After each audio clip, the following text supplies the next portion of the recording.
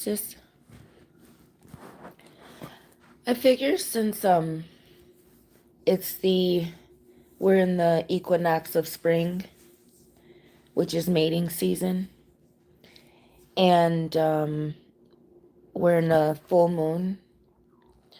Um, I would do my you know monthly or moonly lunar oracle check-in, and I just love how a lot of single mothers and even divorced women, I love how they talk about their experiences and the reality of it and the painful um or the more traumatic or the the struggles of being divorced or being in a bad marriage or being a single mother. um I like how older people talk about the struggles of being older or getting older in society, and how drug addicts or homeless people or um, people who have reformed just talk about the reality of the lifestyle. Sometimes these lifestyles are glorified, and not just in like Hollywood or mainstream entertainment, but by other people. And I think that the smartest people learn from other people's mistakes. Um and but sometimes the best way to learn is through experience, but not when it comes to ruining your life.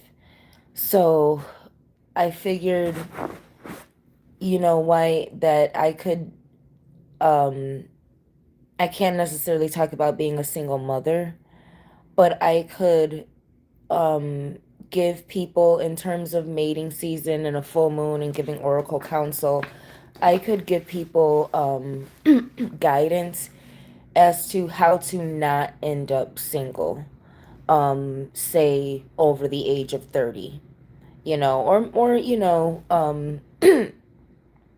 even over the age of 50, because I want people to know that you choose your struggle in life, and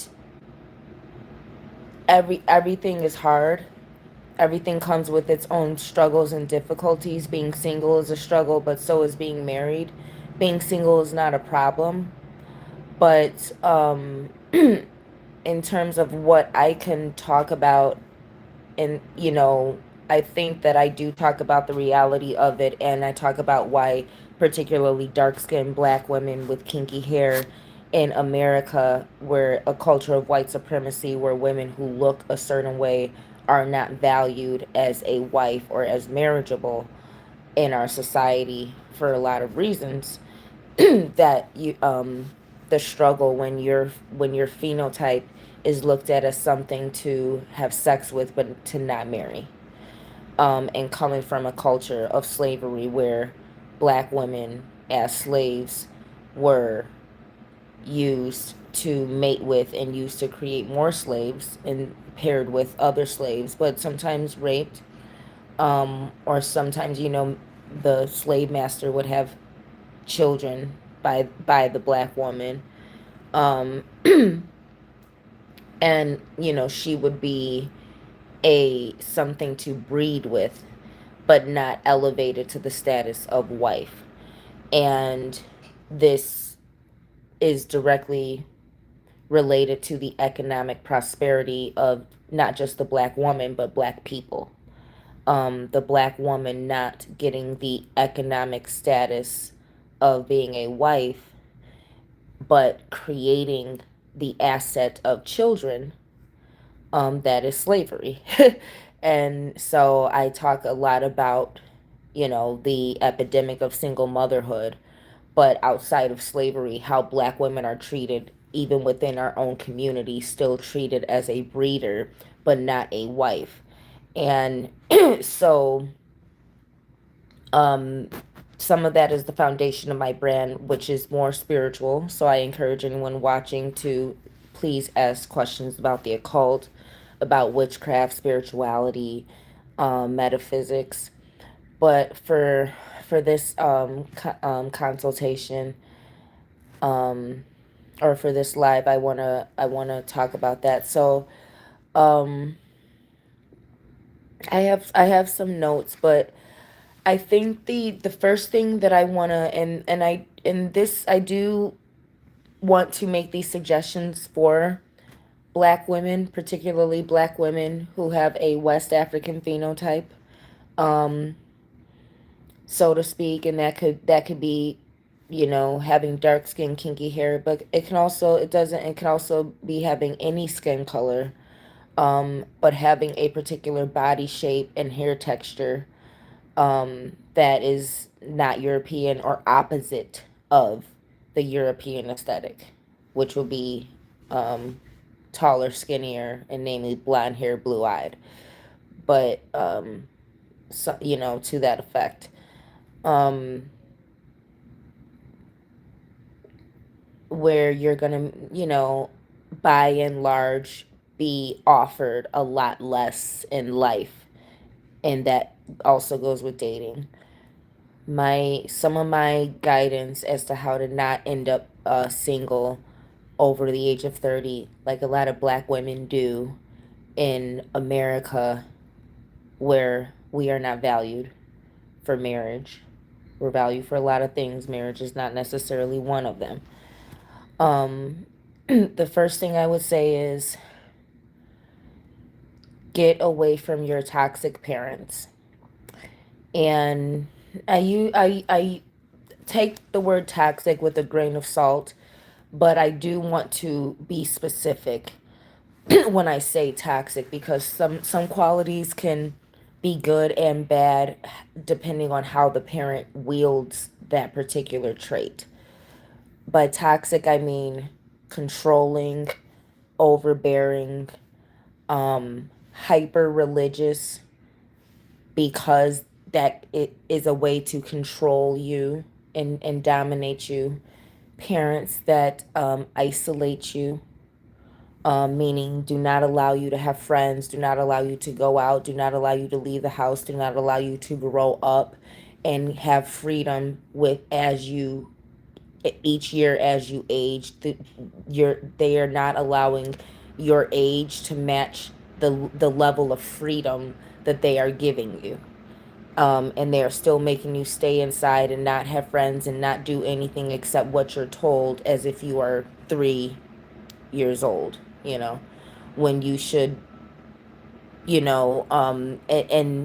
parents who are abusive, because this form of isolation and this form of control can be a form of abuse. So if you have parents that are looking for a reason to spank you, that are always angry at you, that are abusing you, that are yelling at you constantly, looking for a reason to yell at you, that are taking their anger out on you as opposed to disciplining you because you did something wrong, which does not have to include violence. Uh, um, your parent has a right to spank you. Your parent has a right to necessarily hit you, so to speak. A parent should be spanking you, so to speak, like maybe on the behind, or some cultures may have different ways of doing it. I know some grandmothers, they may pinch your cheek or grab you by the ear. Some school teachers would hit you with a ruler. Some parents may take your hand, or maybe a babysitter, someone who's not your parent, they may take your hand and tap your hand to say no.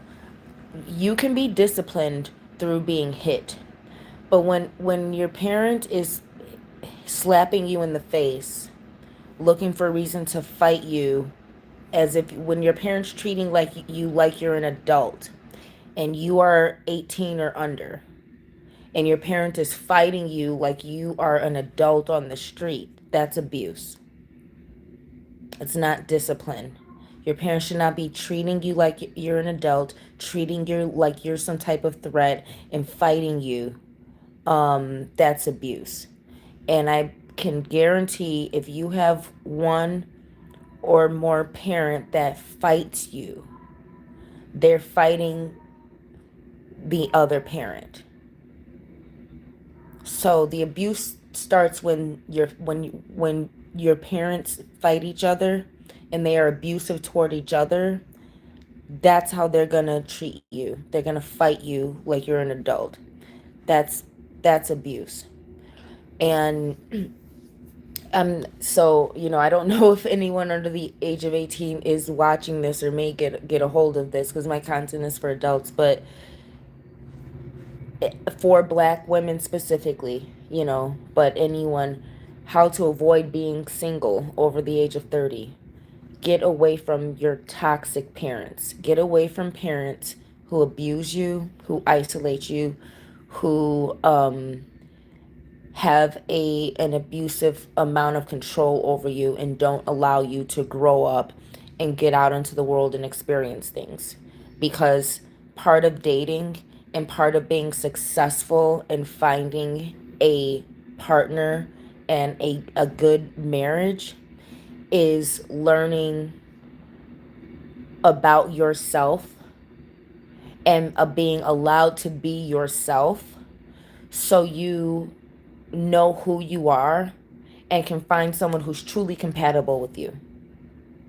And so you don't date to fill the void of I need love from people because my parents only abused me and controlled me. You're not dating for I need love. You're dating for long-term, a sustainable relationship, which is long-term compatibility.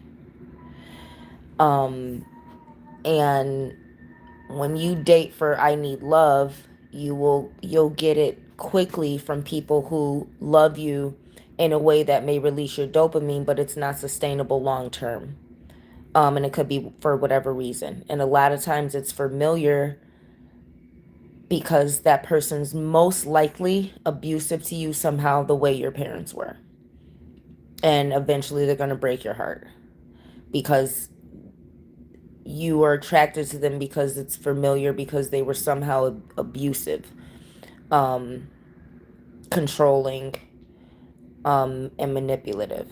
So if you have had abusive parents in any type of way, or controlling parents, it's important you get away from them, so you can express yourself, learn who you are, and so you can get out here and socialize and relate to other people and not be awkward. And once the awkwardness comes from being controlled too much and not being allowed to be yourself and not becoming comfortable with who you are because you've had so much practice being yourself around people that you've learned to either adjust or not care. And awkwardness comes from, not knowing what's normal and what's not because you were isolated. Um, Following that, next way to not be end up single over 30 is travel abroad. The first thing you should do when you enroll in college, if you're over the age of 16, 17, 18, and you're getting enrolled in college, get away from your parents if they were abusive, not if they are good parents, not if they're the type that you want to see on the weekends and you hang out with and all their friends have kids your same age that are eligible to date. Get away from your parents if they don't know nothing, and don't want you to know nothing. Um, get away from your parents if they are not successful. Get away from your parents if they are not in a successful marriage that you admire. And travel abroad. First thing you should do when you enroll in a college or university, travel abroad. Travel abroad in the first year or two. Travel abroad. A lot of educated women who are different, I find, find their partners, abroad, in Japan, namely, or somewhere, so if you are an awkward black girl, travel abroad. Get in another country where you're not going to be so awkward, because you're smart, because you're different, because you look different, and you're not ashamed of how you look. You're not gonna If you're not gonna lighten your skin and straighten your hair to fit in, um and you're okay with being an awkward black girl, travel abroad. you know um get to Asia, get to Africa. Okay. If you are more on the model-esque, slender, attractive side, especially if your skin is dark but you are more attractive and you're skinnier, then, then do, South America, or Europe, you know. So, but get out of America, go explore parts of the world that value women who look like you. Okay. Go explore parts of the world where femininity is not marginalized to something that, you know, is a standard that you cannot or will not, or do not feel you need to attain. The world is bigger than we think. It's not as big as it's not as big as it used to be before social media, but it's big enough to leave America and realize how much you can actually fit in somewhere. And when you find where you fit in, you fit in somewhere when the community has something to offer you. So go my suggestion is, take dating seriously in your 20s, and do your research and look at the countries that black women have the most peaceful and the most fun traveling to, and where black women feel the safest. Look at the countries where black women complain about and say they had the worst experiences, and look up the population. I would say, in when it comes to being in America, if you're a black woman who's not from America and you're coming here, or you are just, you're in America, I will say this. If you must date a black man in America and you want to be with a black man, if you want to be part of a family in a community, um, if you want to be part of a black family and part of a black community, date a man from the South. If you want a serious relationship, if you want a man that is hardworking, um, you know, intelligent, date date a man from the North. You want, and I guess I'm just saying this like off the top, but again, if you want a man who's going to be family oriented, less likely to cheat, you know, um more likely to have a strong community, um date a man from the South. If you want a man who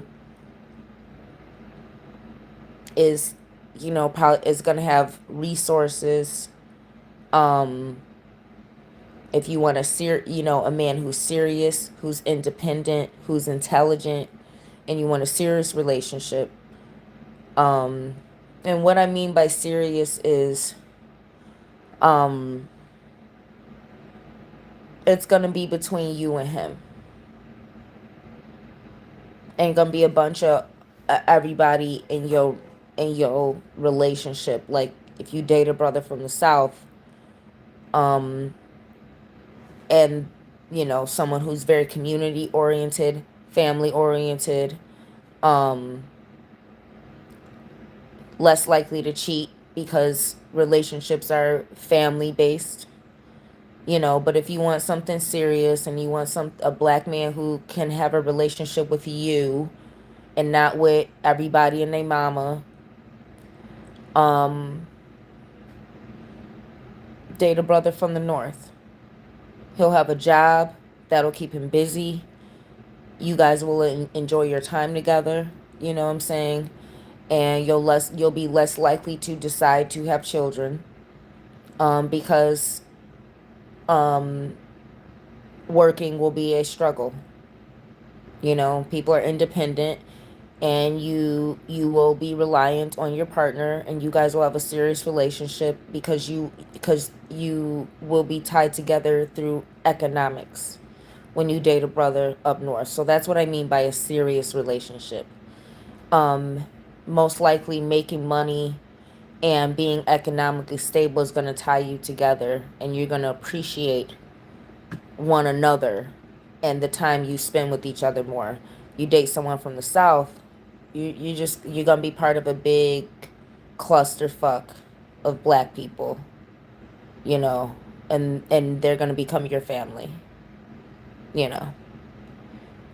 So if you are independent as a black woman, get away from your parents, travel abroad, meet some other awkward black dude in another country who speaks another language, you know, and was so awkward he had to get the fuck out of America, so he didn't end up single in his 50s.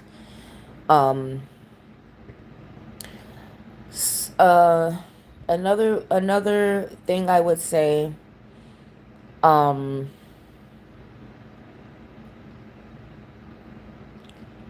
is to avoid dating a lot of men who are wrong for you, and to avoid going on a lot of dates and dating a lot of different men, and ultimately having your heart broken or wasting your time with a lot of different men. Set your standards extremely high. What do I mean by that? I don't mean only date men that are tall, dark, and handsome and make six figures a year. It's not what I mean. I mean, decide what is most attractive to you.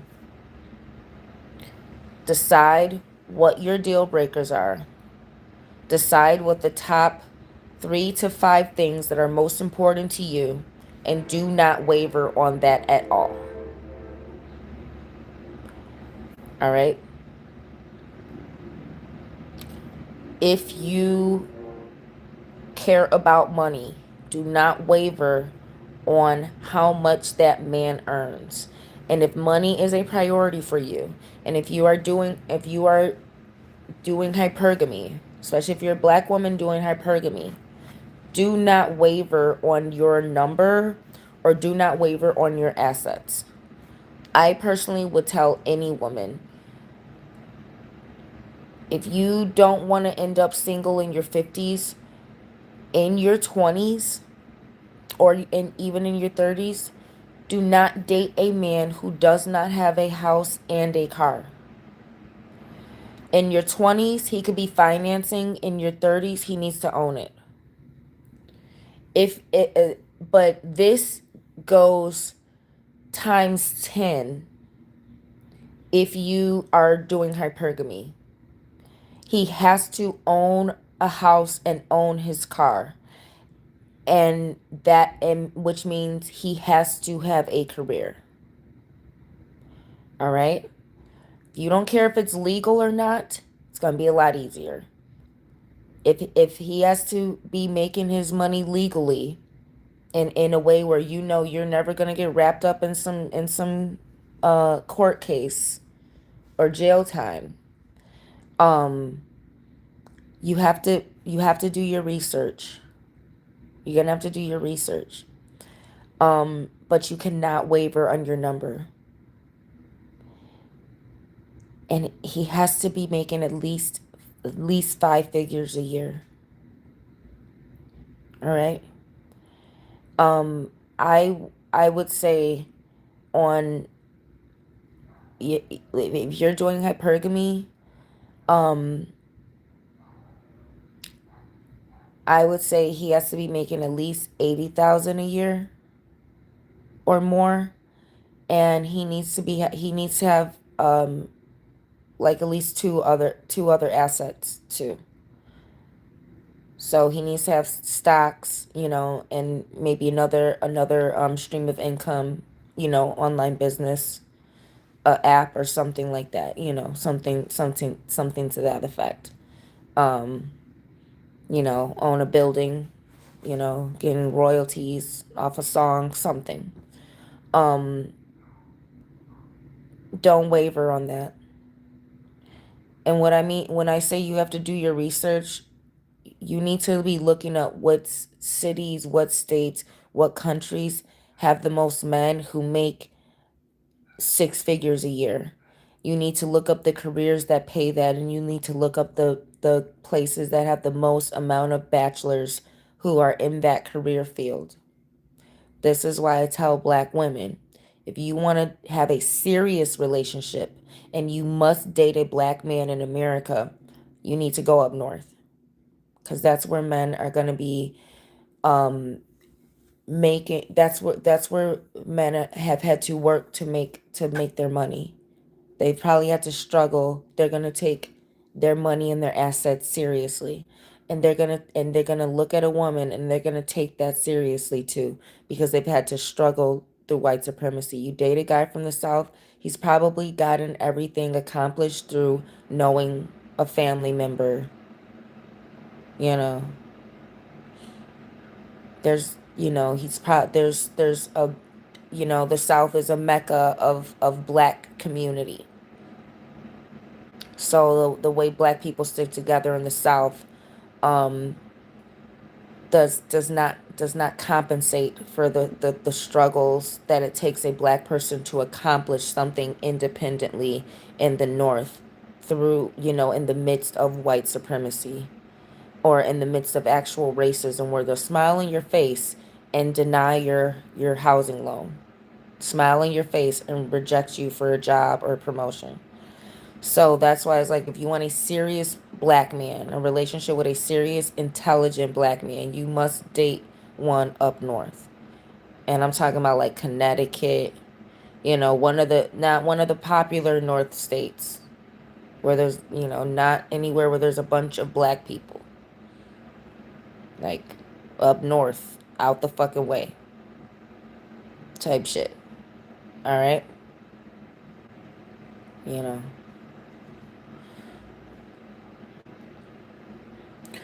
So,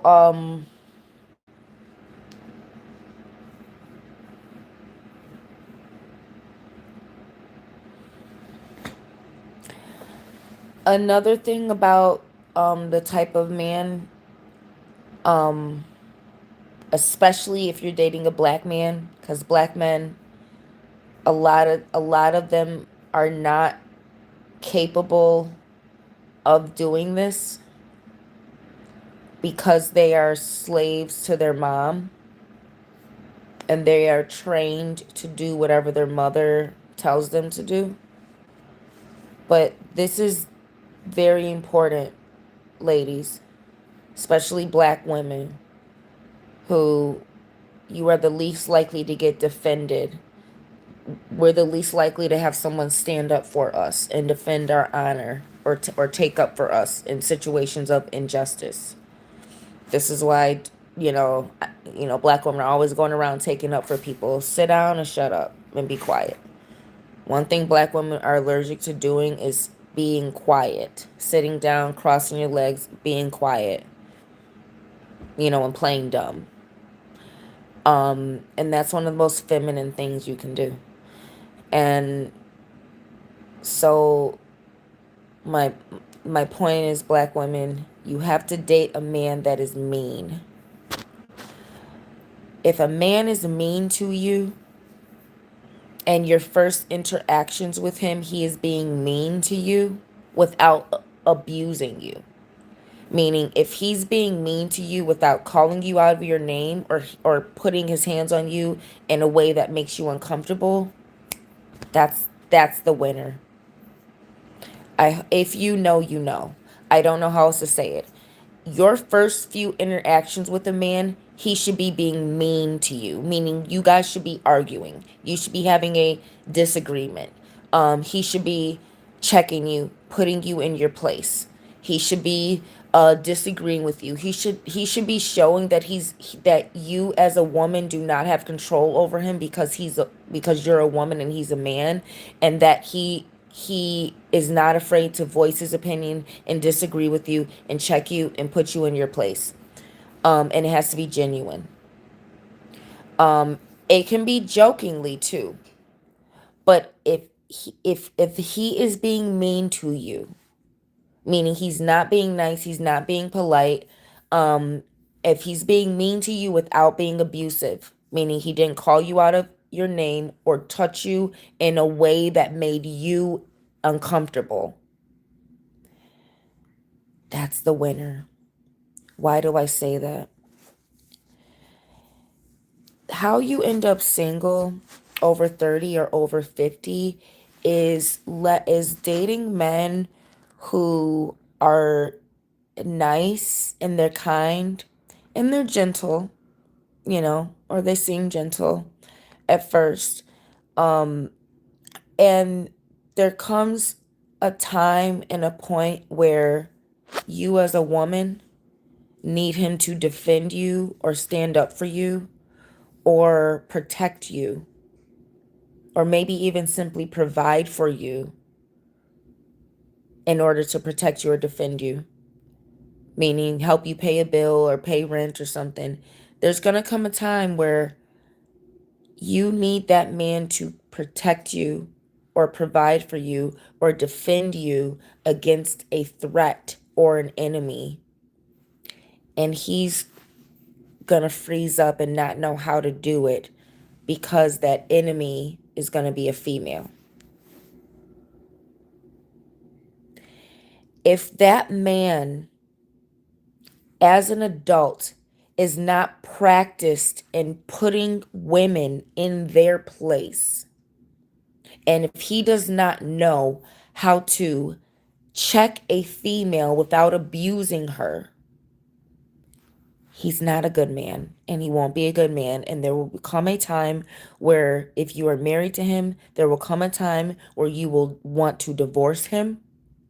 Whether you can afford to or not is different. There will come a time where you will want to divorce him, and there will come a time where you will never want to have sex with him Hi, dear again Bluetooth device is connected successfully. because you will have an enemy and you will need your man to Hypergear come to your Bluetooth device is defense, ready to pair. and he will not do it because your enemy is another female.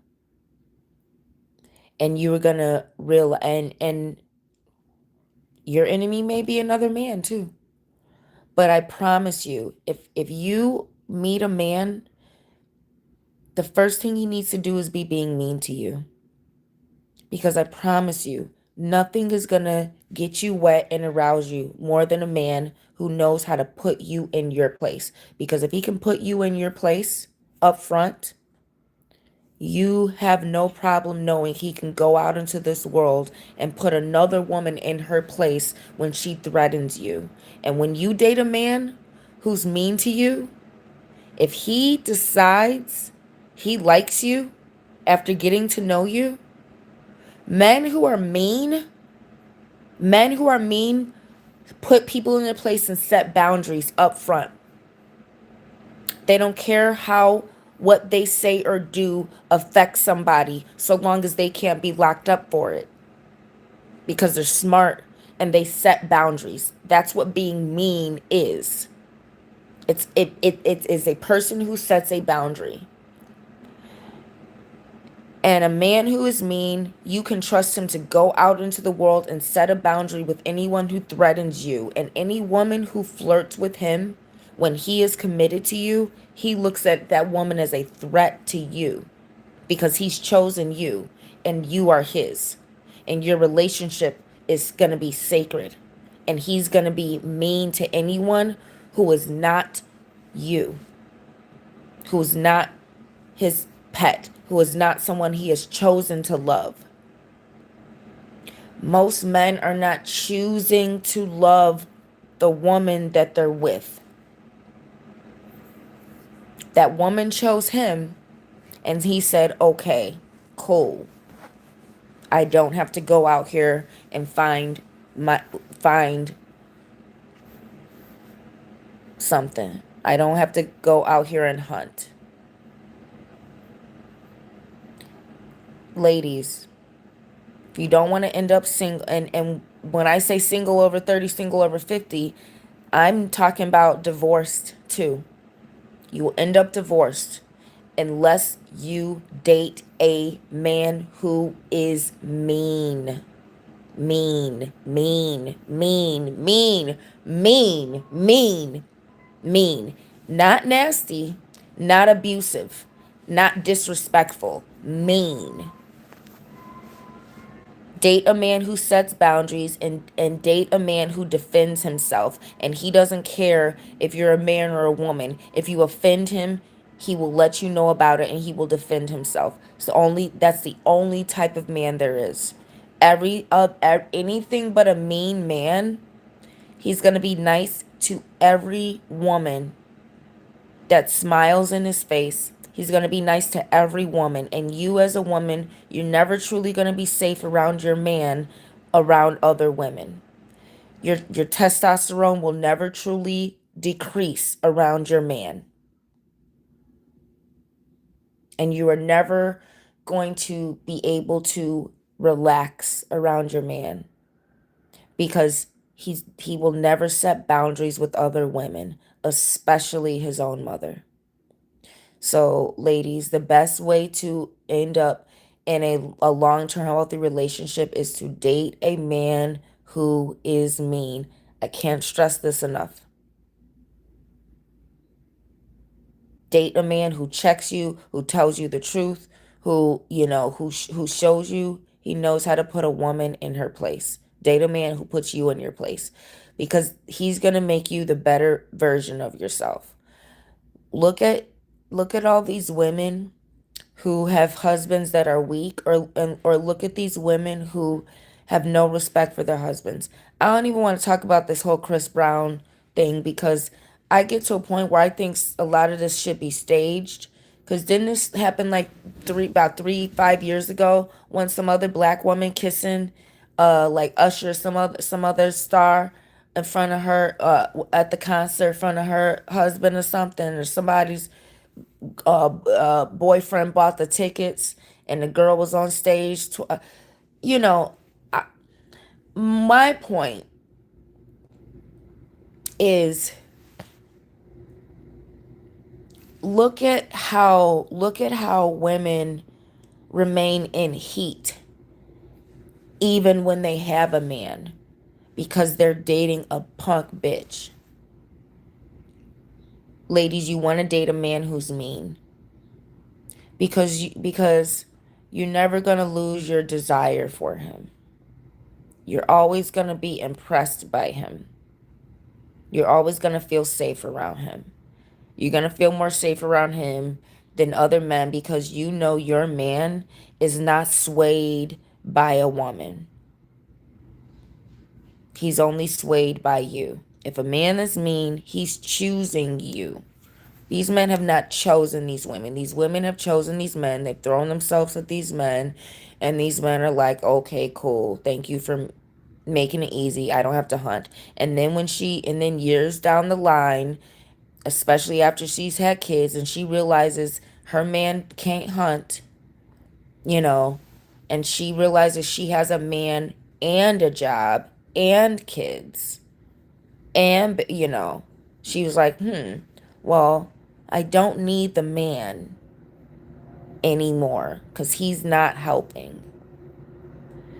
All right. So, ladies, if you want a lasting relationship with a man and you don't want to end up divorcing the one you have or being with some guy because he's nice until you realize, damn, the one thing I needed him to do was be a man and he don't do that. And now you're looking for a man, because you let a punk bitch waste your time because he was nice to you and you thought that, and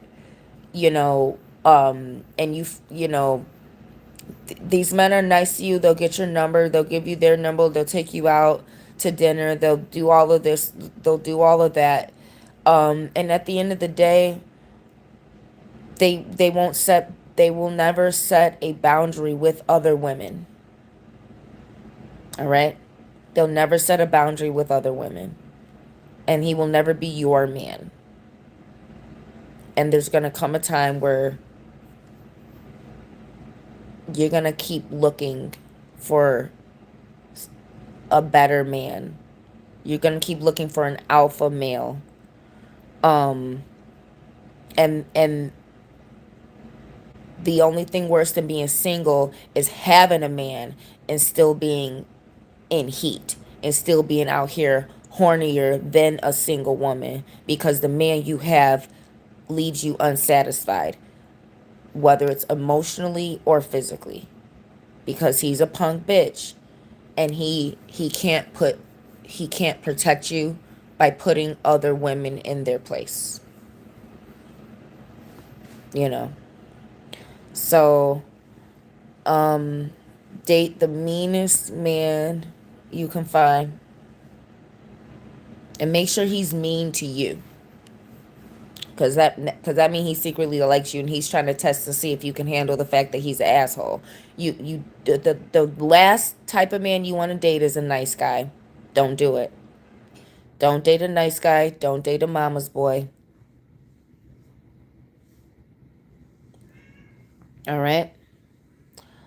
Um, and I would dare say, don't date a pretty boy either. You want a man who's hygienic, but if you, and this is just my suggestion, if you have to choose, go with a man who um is sweatier with the beard, maybe even has a little excess fat on him. Um,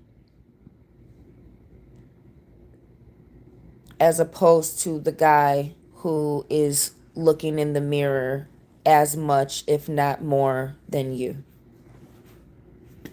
That would be my suggestion. Um,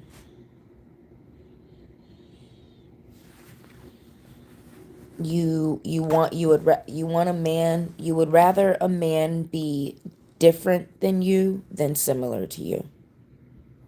So, ladies, at the end of the day, a man needs to be a man first, which means he needs to be different than you. He needs to be different than you, which means he don't need to be having a bunch of female friends. You should. All right? He don't need to be pretty and prissy, worrying about how he looks. He can be groomed to be in public, but you know, you want a man who has male friends, goes to the barber shop if anything, this is you don't, um you want a man that's different than you. You want a man that does different things. You want a man that has different interests. You want a man that can teach you something. You don't want a man that acts like a female. You don't want a man that thinks like a female. Um, so again, don't wave the the way to have the least amount of dates and least amount of dating, have the highest standards. Don't waver on how much he needs to make per year. Don't waver on what type of career you want him to have, or if you're okay with him driving Uber for a living, as but you just want to fall in love. um if you're just looking for love, Um, you're gonna get an Uber driver. You're gonna get a someone who does deliveries. You're gonna get someone who has kids. Um, so when you have to date with a plan and you cannot waver on that plan, otherwise you are going to go on a lot of dates with a lot of different guys and you're going to be playing musical chairs. um if you're using a dating app, that's the most important time to have a plan. If you're using a dating app, decide every day how many guys you're going to like before you get off the app for the day. Say, okay, I'm gonna like 5 guys every day, and every Friday I'm gonna plan a date with 3 of my matches. You have to have a plan with the dating app, otherwise you're gonna be scrolling till you're 50 and still single. You have to have a plan. You have to set how a daily how you're going to use it, how many people you're going to like with per week, how many people you're going to match with. Out of those people, how many people you're going to go on a date with, and you have to have the highest standards. Only match with people who check all 5 of your boxes. So, when you meet with them, if you meet with them, within the first hour or two, and don't, if you are not feeling that person, do not spend more than 3 hours. Okay, if you're not feeling that person, dinner, that's it. Don't play games. Don't go somewhere else just because they're offering a free meal or because there's a party, this and that. If you're not feeling that particular person, don't go anywhere else with them. Why? Because the longer you're seen and the more often you're seen with someone who is not your partner, the more that signals to society that you are with that person. So by all means, go as many places alone, looking your best as possible. Look your best when you go to the gym. Look your best when you leave the gym. Um, Look your best when you go shopping. Um, Make it a point to go somewhere like a happy hour or a social event at least once a week, if not 3 times a month. Looking your best. Make sure you're not just relying on the dating app or relying on hookup, um like not just speed dating or things that are related to dating. Go in public looking your best at all times, everywhere you go. Um, why? Because number one, that's setting a standard, and number two, the better you look, the least likely, um, the least likely, I don't want to say the least likely a broke man is to approach you, because if you're attractive, you're gonna attract a lot. But the better you look, the least likely you are to get approached by I I don't want to. It's hard. I don't. Well, I gotta be honestly. If you go out looking good, ladies, a bunch of women are going to approach you and tell you how good you look, and that's gonna be really annoying.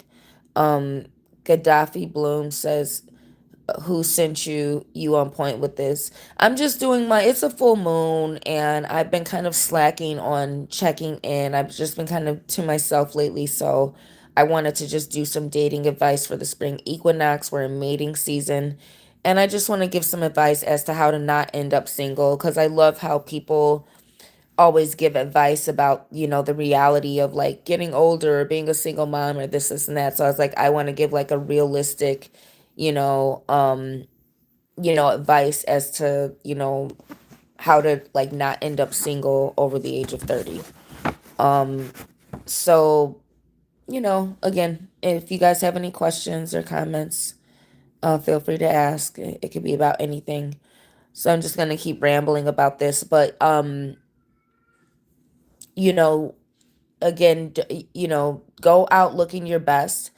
Ladies, if you go out looking your best, a lot of women are going to approach you and tell you how good you look. Some of them are going to maybe trying to ask you questions. Um, but when you go out and you look good and you're alone and you're in public, that nothing sends the signal of I am single like that. You are a butterfly. You're shiny, you're colorful, you're looking good. Even if you're wearing all black and you're not wearing a bright color, you are still sending that signal of I'm alone, I'm looking good, I'm making myself vulnerable, I'm making myself a target. I'm setting myself apart. So that right there is automatically signaling to the public that I'm alone and I look good, I'm valuable, and I'm single. So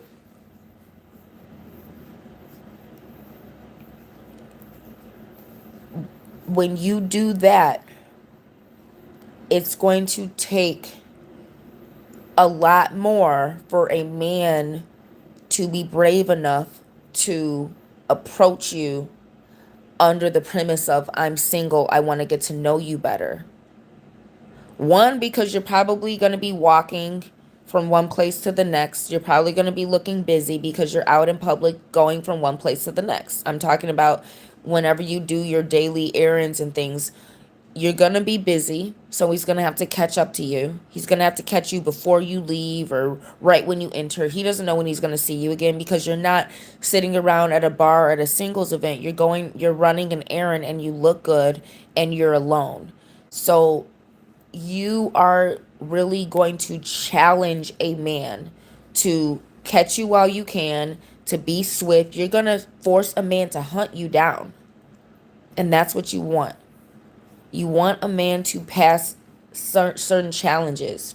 And the only reason a man is going to do that is if he is single and is not sleeping with someone else already who's draining the energy from him and draining that energy to make him put that effort into chasing you down and not letting you get away and not losing the opportunity to get to know a beautiful, well put together woman who's also busy, which means she has money. Money moves. Money is an energy. Money is a flow. Money is not stagnant. Wealth can be stagnant, but money flows. So anytime you're moving, you're making money. That's why people standing around on the corner and standing around and begging and hoping someone comes and brings them some money, you know, for a mediocre talent that they may or may not actually have. They standing around for those who even try and offer something in exchange for just begging. They have no money. Money flows. So men are not, they're attracted to resources. So trust me, you want to make it as hard as possible for a man to get to you, because what you're going to do is you're going to weed out men who are not single.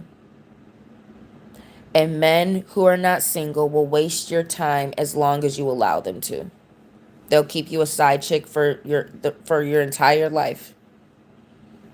They'll start sleeping with someone younger on the side and they'll still keep you as an older side chick. But they'll never, as long as you allow a man to waste your time, he will. As long as you allow a man to have you and other women, he will have you and other women. Men who do not commit, do not commit. Men who commit, commit. So the harder you make it for a man to get you, the more serious he is about having his own woman. The easier it is for a man to get you, the most likely he already has another woman. And he's not putting any effort in. He just needs the ego boost of knowing that he can get a woman who looks better than the one that he has. That he's not going to leave because she's ugly enough to allow him to cheat on her. So if you want to avoid men who are cheating on their woman, make it as hard as possible for a man to approach you. Don't give out your number. And do not talk to men on the phone. When you are dating and you want a relationship and you want a marriage and you don't want to end up single over the age of 30 or single over the age of 50, ladies, don't give out your number. Black men are going to ask you for your number when he approaches you. Um, Men like that don't really like women. They just they'd like to take from you. A man is not going to ask you for something, let alone something that's personal, private, or private information. Number two, a lot of black men are scam artists. So don't give out your number. Cause one, he's either gonna call you and text you and annoy you.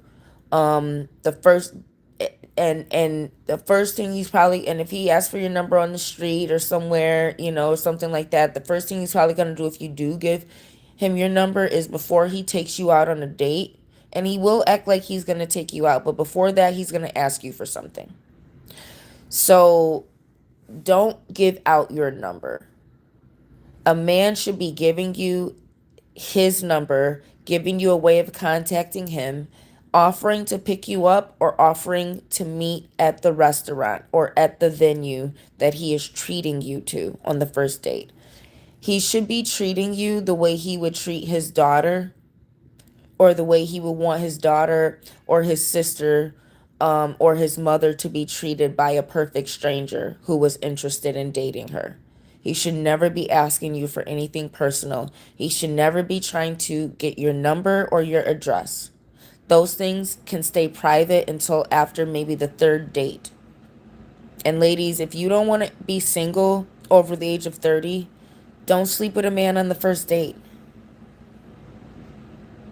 All right? What you said, it's putting it back on the woman to pursue. What is?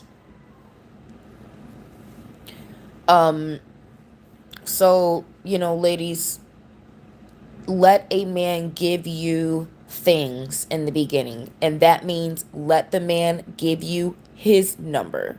Let the man give you a ride, or give you a means to get to the restaurant. He should not be trying to come over your place. He should not be trying to figure out where you live. If you want him to pick you up, that's fine. If you're comfortable with him picking you up from your place on the first date, fine. But I would suggest don't give your number out, and don't be talking to a man on the phone.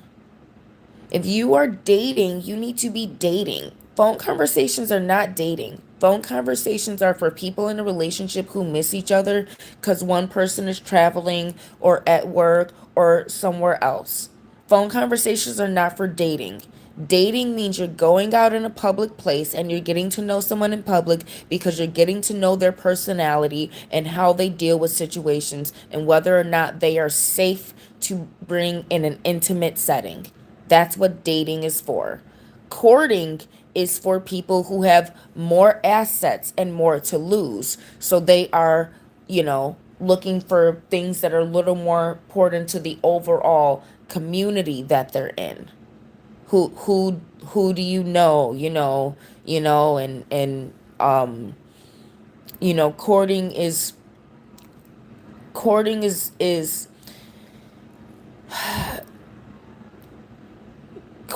When you look at the word court, you're dealing with the royal court and you're dealing with the traditions of the royal court. That included social events, knowing the right people, knowing certain social things like curtsies or certain dances or how to bow or certain etiquette. um you know Courting is, real you when you're courting, you're really really really dating to combine your family name and your community assets with someone else's family and community assets before you're dating for romantic pleasure between the two of you. So you could, so think about that. Just be careful who you give your number. If you call a man, you instantly give him the control as far as he is the prize now. Um, n- um, no, not no.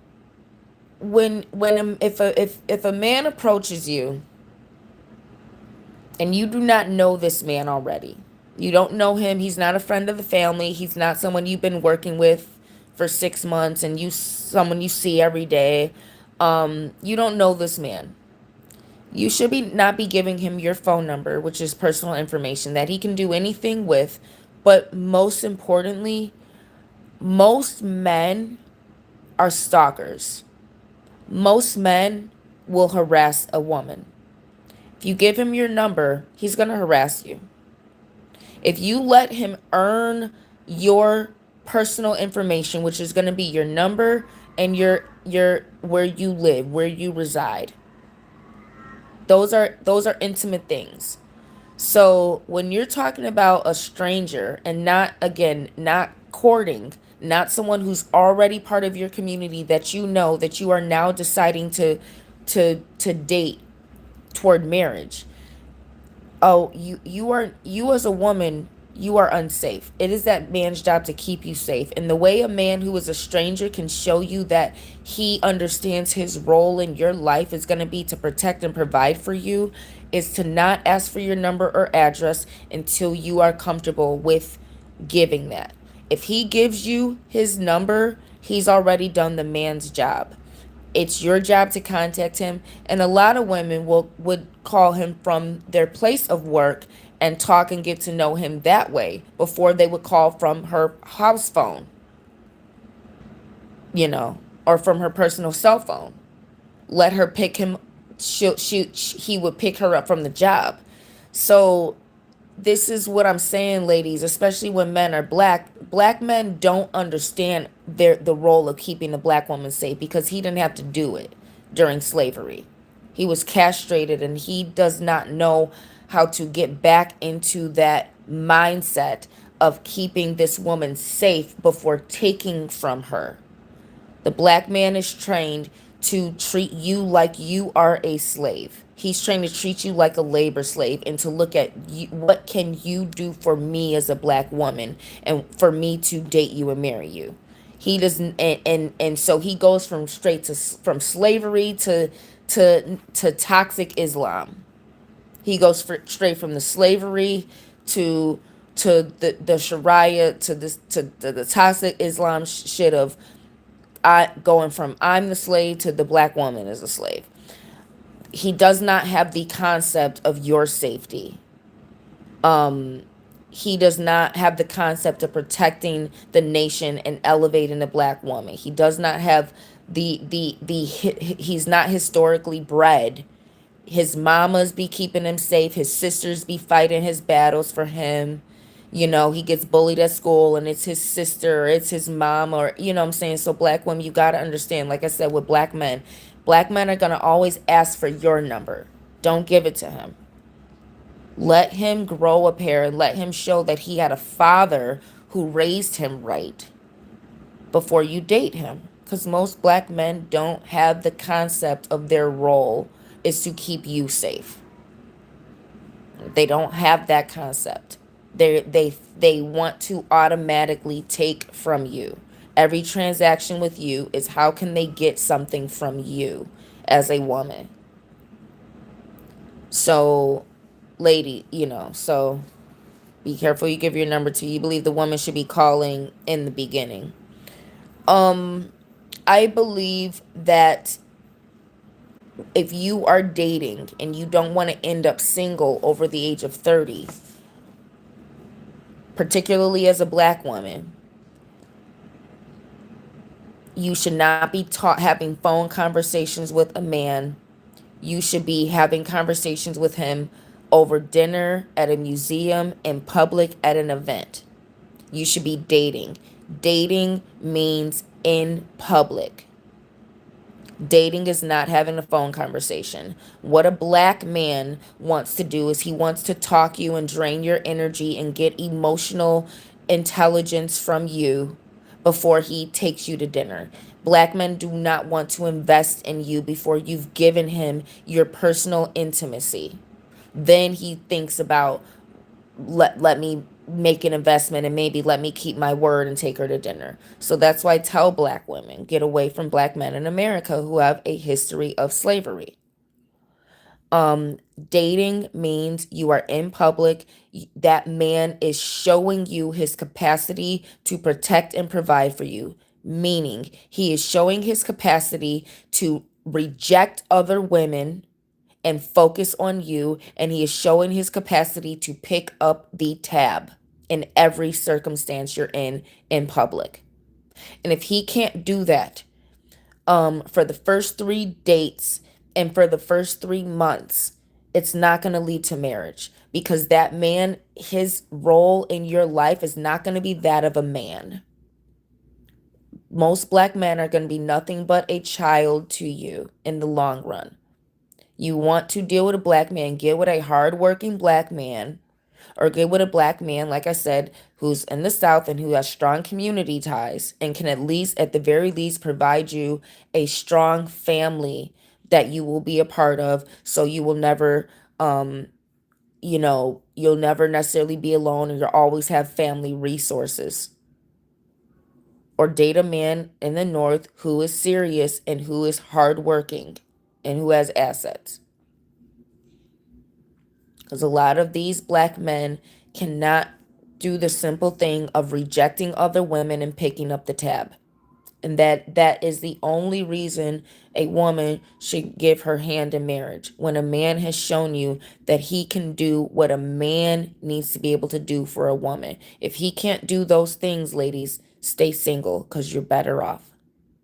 Like I said, if you date these men who aren't mean and can't say no to other women, there will be a time in your life where you will want to divorce him. There will be a time in your life where he will put another woman who has nothing to do with your marriage before you. There will come a time in your life where there'll be a perfect stranger, and because she's a female, he's going to put her first because he doesn't know how to set boundaries, and it's going to ruin your marriage. And now you're going to spend your time divorcing a man who is making your life worse instead of better. Date a mean man.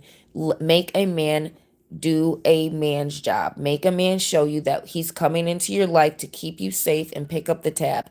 If he can't do those things in the first 3 months, if he can't do those things in the first 3 dates, and he wants to have hour-long conversations with you, ladies, stop getting comfortable talking to men on the phone.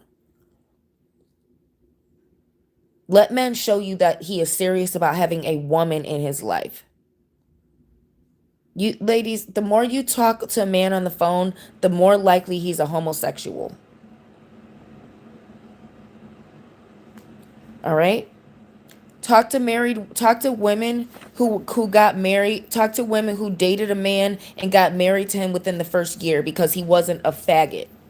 And he actually wanted to get married to a woman, and he actually wanted to start a family. And he took it seriously because he wasn't a faggot. Talk to these women. Ask her, do her husband spend all day talking on the phone? Or is he building something or making money all day?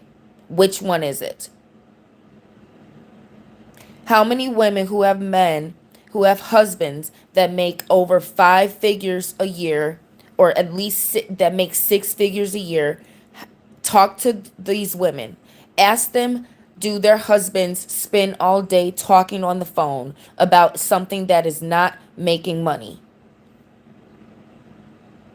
So ladies, stop being stupid. No man who can seriously be a husband to you instead of a burden and a baby. No man who can come into your life and seriously make your life better by being a strong man who takes burdens away from you as a woman so you can focus on your femininity is going to talk to you all day and all night. Unless you are in a long distance relationship and the distance prevents you guys from physically dating, and the only time you guys can get to know each other is through a phone, is through a Zoom. Unless you are long distance dating, you are not having no conversations with no man, getting to know him. You are getting to know him by doing activities. Why? Talking on the phone does not help that man prove to you that he can beat someone's ass if they hurt you or if they threaten you. Talking on the phone is not going to help that man prove that he knows how to tell a woman who may be more beautiful than you, who may be sexier than you, or who may just have the nerve and may just be trying to take something from you. Talking on the phone is not going to make him prove that he can tell another woman no on your behalf. Talking on the phone is not going to make him prove that he can tell another woman no because he genuinely prefers you and is genuinely interested in you. Talking on the phone is not going to help that man prove that he can build or change a flat tire or do business or take care of business, take care of insurance policies or loans or a court battle. That he could take care, that he can handle doctors and construction workers and the day-to-day shit that a man can handle for a woman that will make her life easier. Talking on the phone ain't gonna help him do that. Him doing those things for you in the first 3 months to a year consistently is going to prove that he can be your husband. Having phone conversations with him about white supremacy ain't going to help him prove that he has the capacity to be your husband. Because if you talk to a black man on the phone in the dating phase, all he's going to talk about is his inferiority to white supremacy. In 2026, promise you, black women, do it. Come back, get back to me. Talk, give a black man your number and talk to him on the phone for a week. What is he talking about? He's talking about what white people do and don't have, and why they're the reason he don't have it. That's what he's talking about. He's talking about white people somehow. He's talking about that time he dated a white girl and why he no longer dates white girls. Or he's lying to you, trying to convince you that he's never dated a white girl. Or he's talking about white supremacy and why white men are the reason why he doesn't have as much as he should when he asks for your number. And then he's going to ask you for something. Black women, stop me when I tell the lie, because black men know this more than some of y'all. Because y'all don't pay the fuck attention. Stop giving black men your number. Because that's all it's going to lead to, and it will lead to you being single in your 50s, single over the age of 30.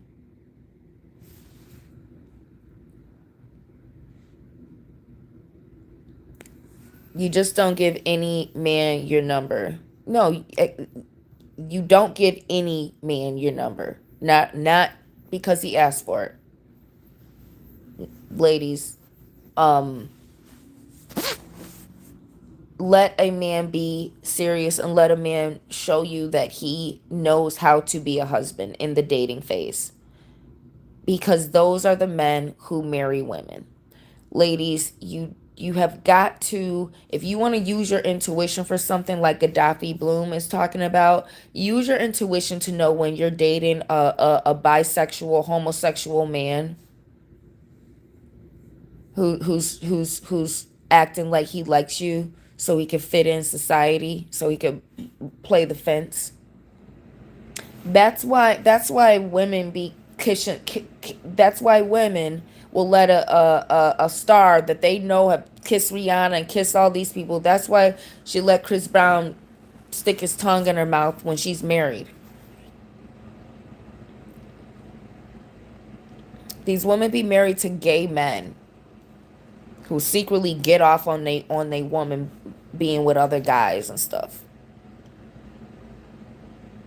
That's why they women be out here wide the fuck open. All right? So, Now, I said travel. Another thing, ladies, that what you want to do in your 20s or maybe even early 30s is you want to join a club. You want to you want to join a private club. You want to black women go natural, learn how to do your own hair and invest the money that you save by not using as many cosmetics, by not getting your nails done as much, by not doing wearing as much makeup and getting your hair done. Use the money you save to join a private club. Now, in 2026, it it may not be in your particular state, but I would say research all over the world and research in America what private black clubs. It could be an all black woman club, maybe. I wouldn't suggest that in terms of dating, but look at what black clubs may be emerging. There's black dating apps, there's probably black private clubs. But as a black woman, join a private club, do your research, find one that you feel is best for you, especially if you're an entrepreneur of any type or if you're an artist of any type. Join a club that's around your craft. Um, and I'll get to the business thing in a minute, but you know, the best way to not end up single is to have a skill or a trade, get involved in that entire um industry, make connections in that industry, and meet a match through doing what you love. Now, I'm not talking about poor people who have to work for a living. Um, wait. Yeah, I'm not saying like if you're essentially poor and your parents are poor and you have to work for a living. I'm not talking about your day job. For poor people who have to work for a living. For those of us who can't just do whatever we want because we have a trust fund or something. For those of us who have to make money during the day or during the night to pay our bills and then we can go be awesome. I'm talking about the part where you get to go be awesome. I'm not talking about what you do to pay your bills. I'm talking about what you do when you're being awesome, when you're being the best version of yourself, when you're doing what you love, what you're passionate about, and you have found a way to market it and profit from it. When you're going being awesome, you need to join a club based on your entrepreneurship, meaning the hobby and the passion that you have turned into something marketable and money making.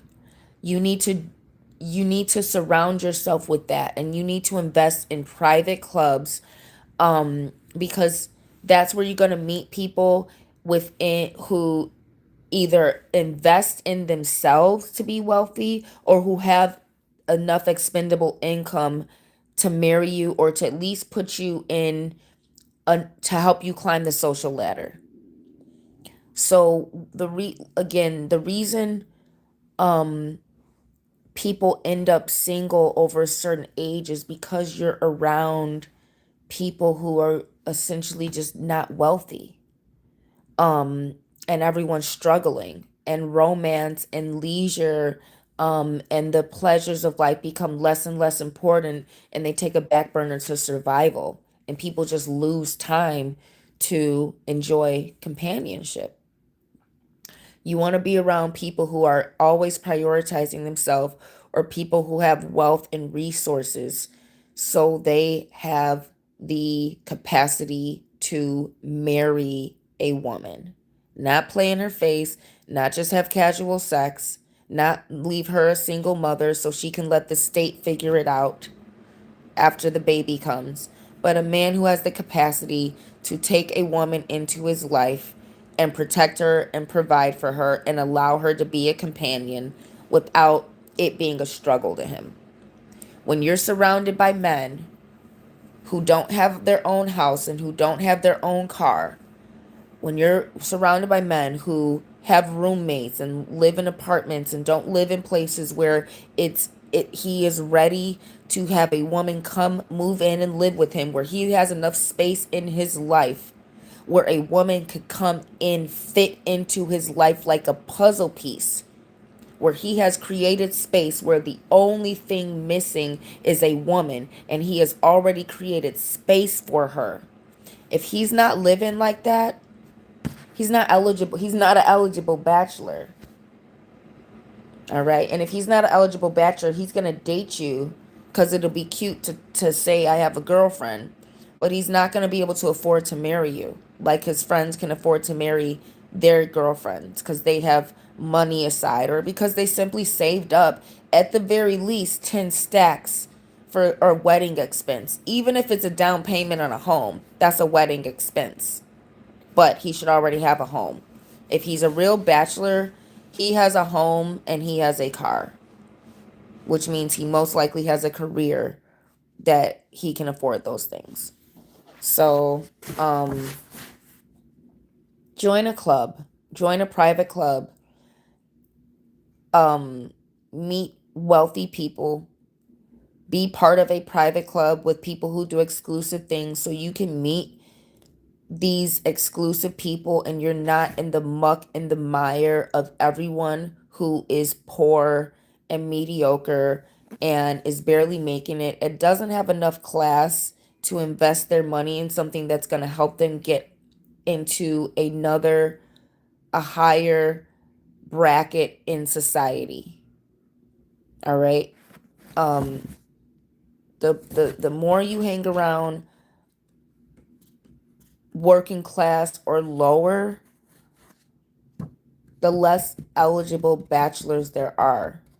A man cannot be an eligible bachelor and when he's living check to check. That's not eligible bachelor. Eligible bachelor is I have a home, which means that can mean I have a condo that has 2 extra bedrooms in it, or at the very least 1 extra bedroom where a woman can come and move her life in, and I can accommodate that without it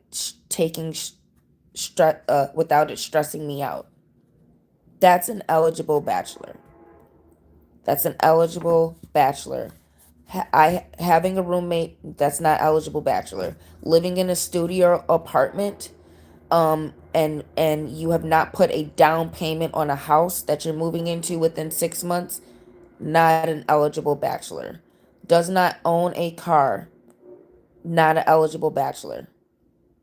I would rather him own a hoopty than be financing an expensive car that's costing him more than 600, that's costing him if it's costing him three digits a month and he's financing it. I'd rather him own a hoopty. I'd rather him own a hoopty than be financing a Mercedes that's costing him 600. um No, you need a man who is financially stable, which means he knows how to be financially stable within his means. And if he's poor, which means he has to work for his money. You guys know the middle class died 25 years ago, right? Okay. So that's we're talking like we know the middle class died 25 years ago. You are either rich or poor. You either have more than $7,000 a month, or you don't.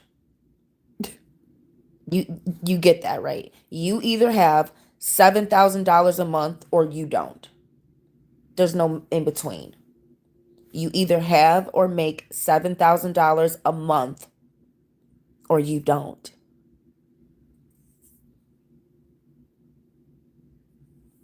So, if your man is poor, I'd rather him own his hoopty than be spending more than 3 figures a month on a car. He has to own his car. He has to have a car that preferably be that works, and a home that has an extra room in it that you could move into at the drop of a dime.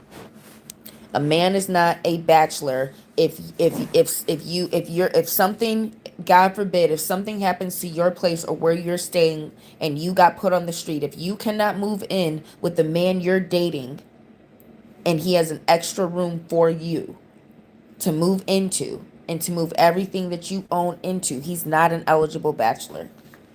And it would behoove you to not date a man who does not have those things. And the way to meet men who automatically have those things, because that's the standard of their manhood when they were a teenager or in their 20s, is to join a private club.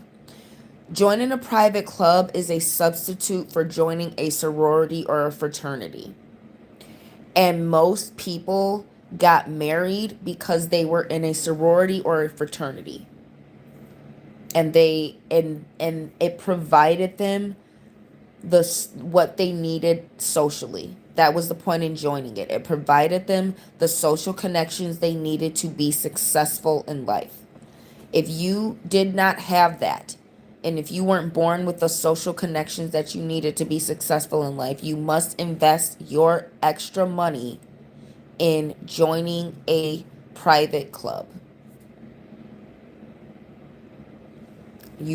That's where you will meet a serious brother, hopefully, who can marry you. When it comes to business, and this is what I mentioned with business, I want you ladies, I want black women, be realistic when it comes to business. And this is what I mean. Um when you're single, make sure you are developing your skill set. So if you're single and you have to work for a living, whatever job you do, unless and you don't want to bounce around too much, um it's okay if you have to quit or if you get fired and you're experiencing racism, sexism, things in the workplace where you have to quit one or two jobs in your 20s, or where where you're leaving places that aren't for you. It's okay to have a 2 3 different jobs in your 20s. But if there's something that you do to make money, you want to do it for you want to develop that and get a certification or get something that is going to allow you to make the most amount of money in whatever you do for a living. So if you're a nurse, you're a bartender, if you have like a trade, and I'm not talking about like what you get your degree in. If you have a degree that's useless, go find a trade. But your degree, that should be your career. That's like your business. But whatever you do to pay your bills, if you drive, if you're a delivery driver, whatever labor job that you may have to do, make sure you get the highest certification in it.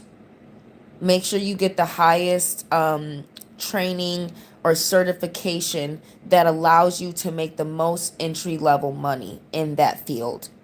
So don't, if you are a server, hey, even if you're a stripper, whatever you need to do, you need to get to a point where you're doing things privately, where you're making private money, private event money, private client money, or you got a certification that allows you to at entry level make the highest salary.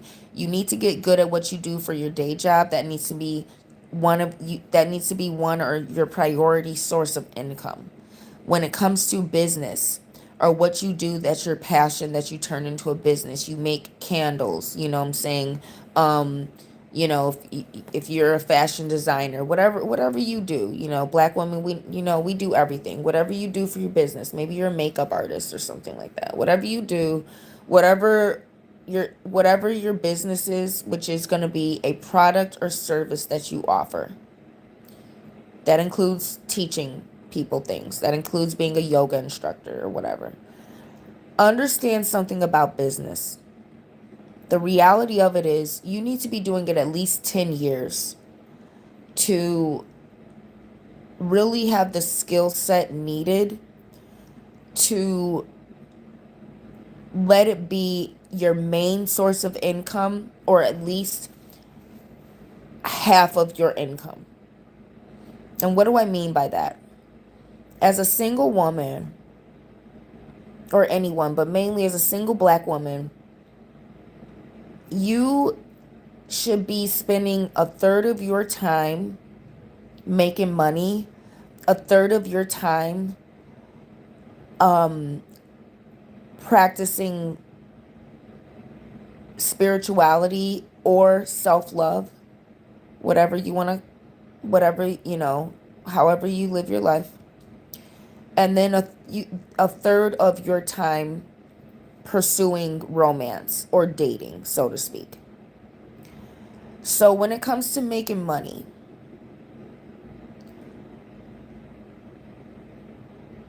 you should not expect to be successful in your business in the first, second, third, or even fourth or fifth year of you starting your business. Now, I want that for you. And I want you to get on a path to success for your business. But if you are doing anything that is a service that you offer or a product that you make artisanally, meaning it's a homemade or craft product that you personally make, and it's not necessarily factory made, so to speak, you need to give yourself 10 years. And I'm not saying put yourself on a 10-year path. I'm saying do not expect results or riches if you've been doing it less than 10 years. Do not let other people fool you. And do not let influencers mainly fool you. Do not let social media fool you. Give yourself a decade before you expect to see real, not fruits of your labor, but before you expect to reach a level of success that is financial or that is celebrity.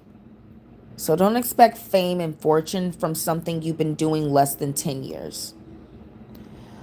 However, if you are consistent in your day job or what you do to pay your bills for 10 years, you will always be able to make money off of that. And the better you get at that, the more lucrative it can be. Why is this important when you're a single woman? Why is business and why is doing things? Because when you're single, you need to be spending at least a third of your time honing your whatever skill set you have, because that's a third of your eligibility. There are 3 things that make you the most eligible and more eligible than other women, because you are competing with other women when you're dating. You shouldn't have that mindset, but you should be wise enough to know that you live in that reality when you're dating. A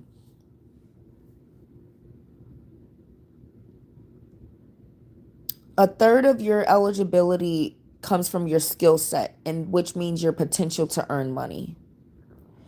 A third of your eligibility comes from your beauty, which is your spirituality or your self-love.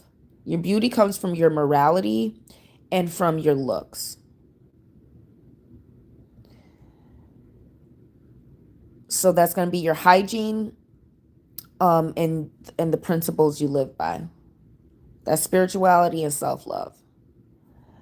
Another thing that makes you eligible is that you are single, that you don't have a partner.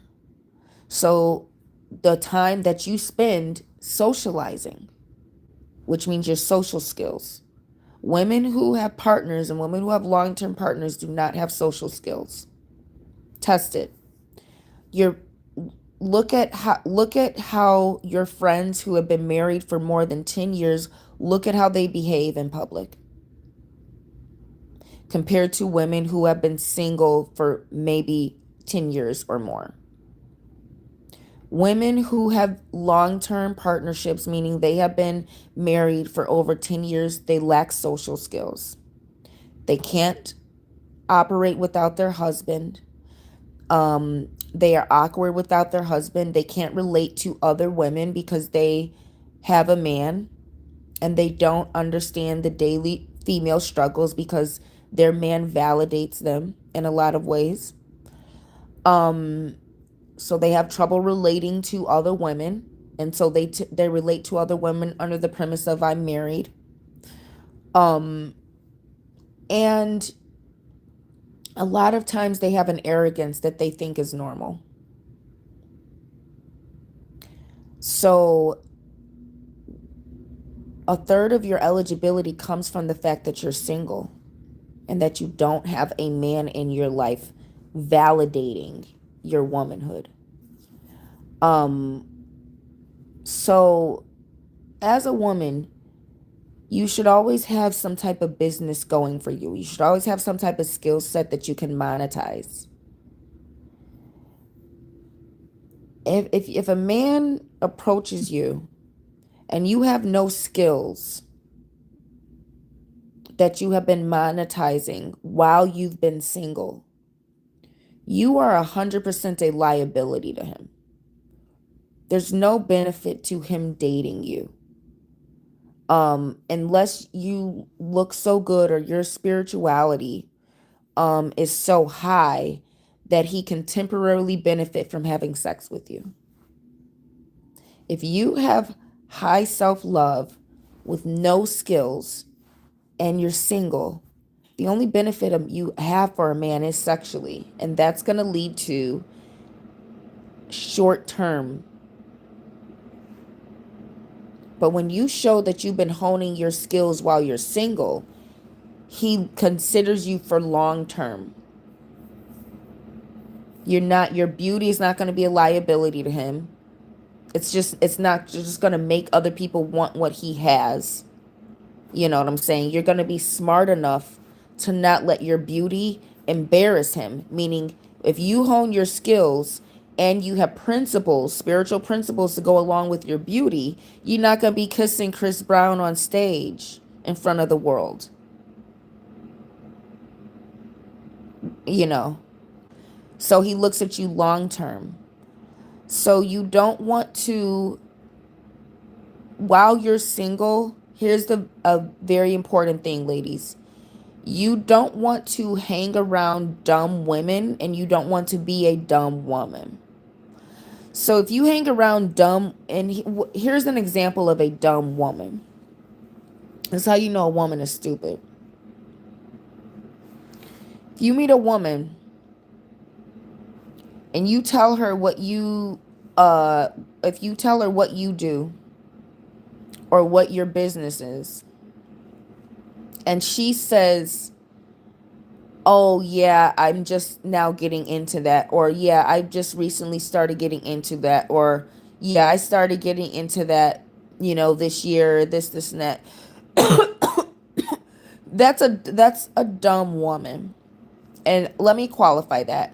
If you're over the age of 20 to 25, if you're over the age of really over the age of 20, but if you're over the age of 25 and you're a single woman and you meet a woman who is just at in her 20s, just now getting into a hobby or a skill or an art or a craft, the only reason she's getting into that is because one of her girlfriends is into it, and her girlfriend has more success with men than she does. Her girlfriend is prettier than she does. Her girlfriend's smarter than she is. And whatever her friends are doing, she's going to do it. She never had a hobby in high school.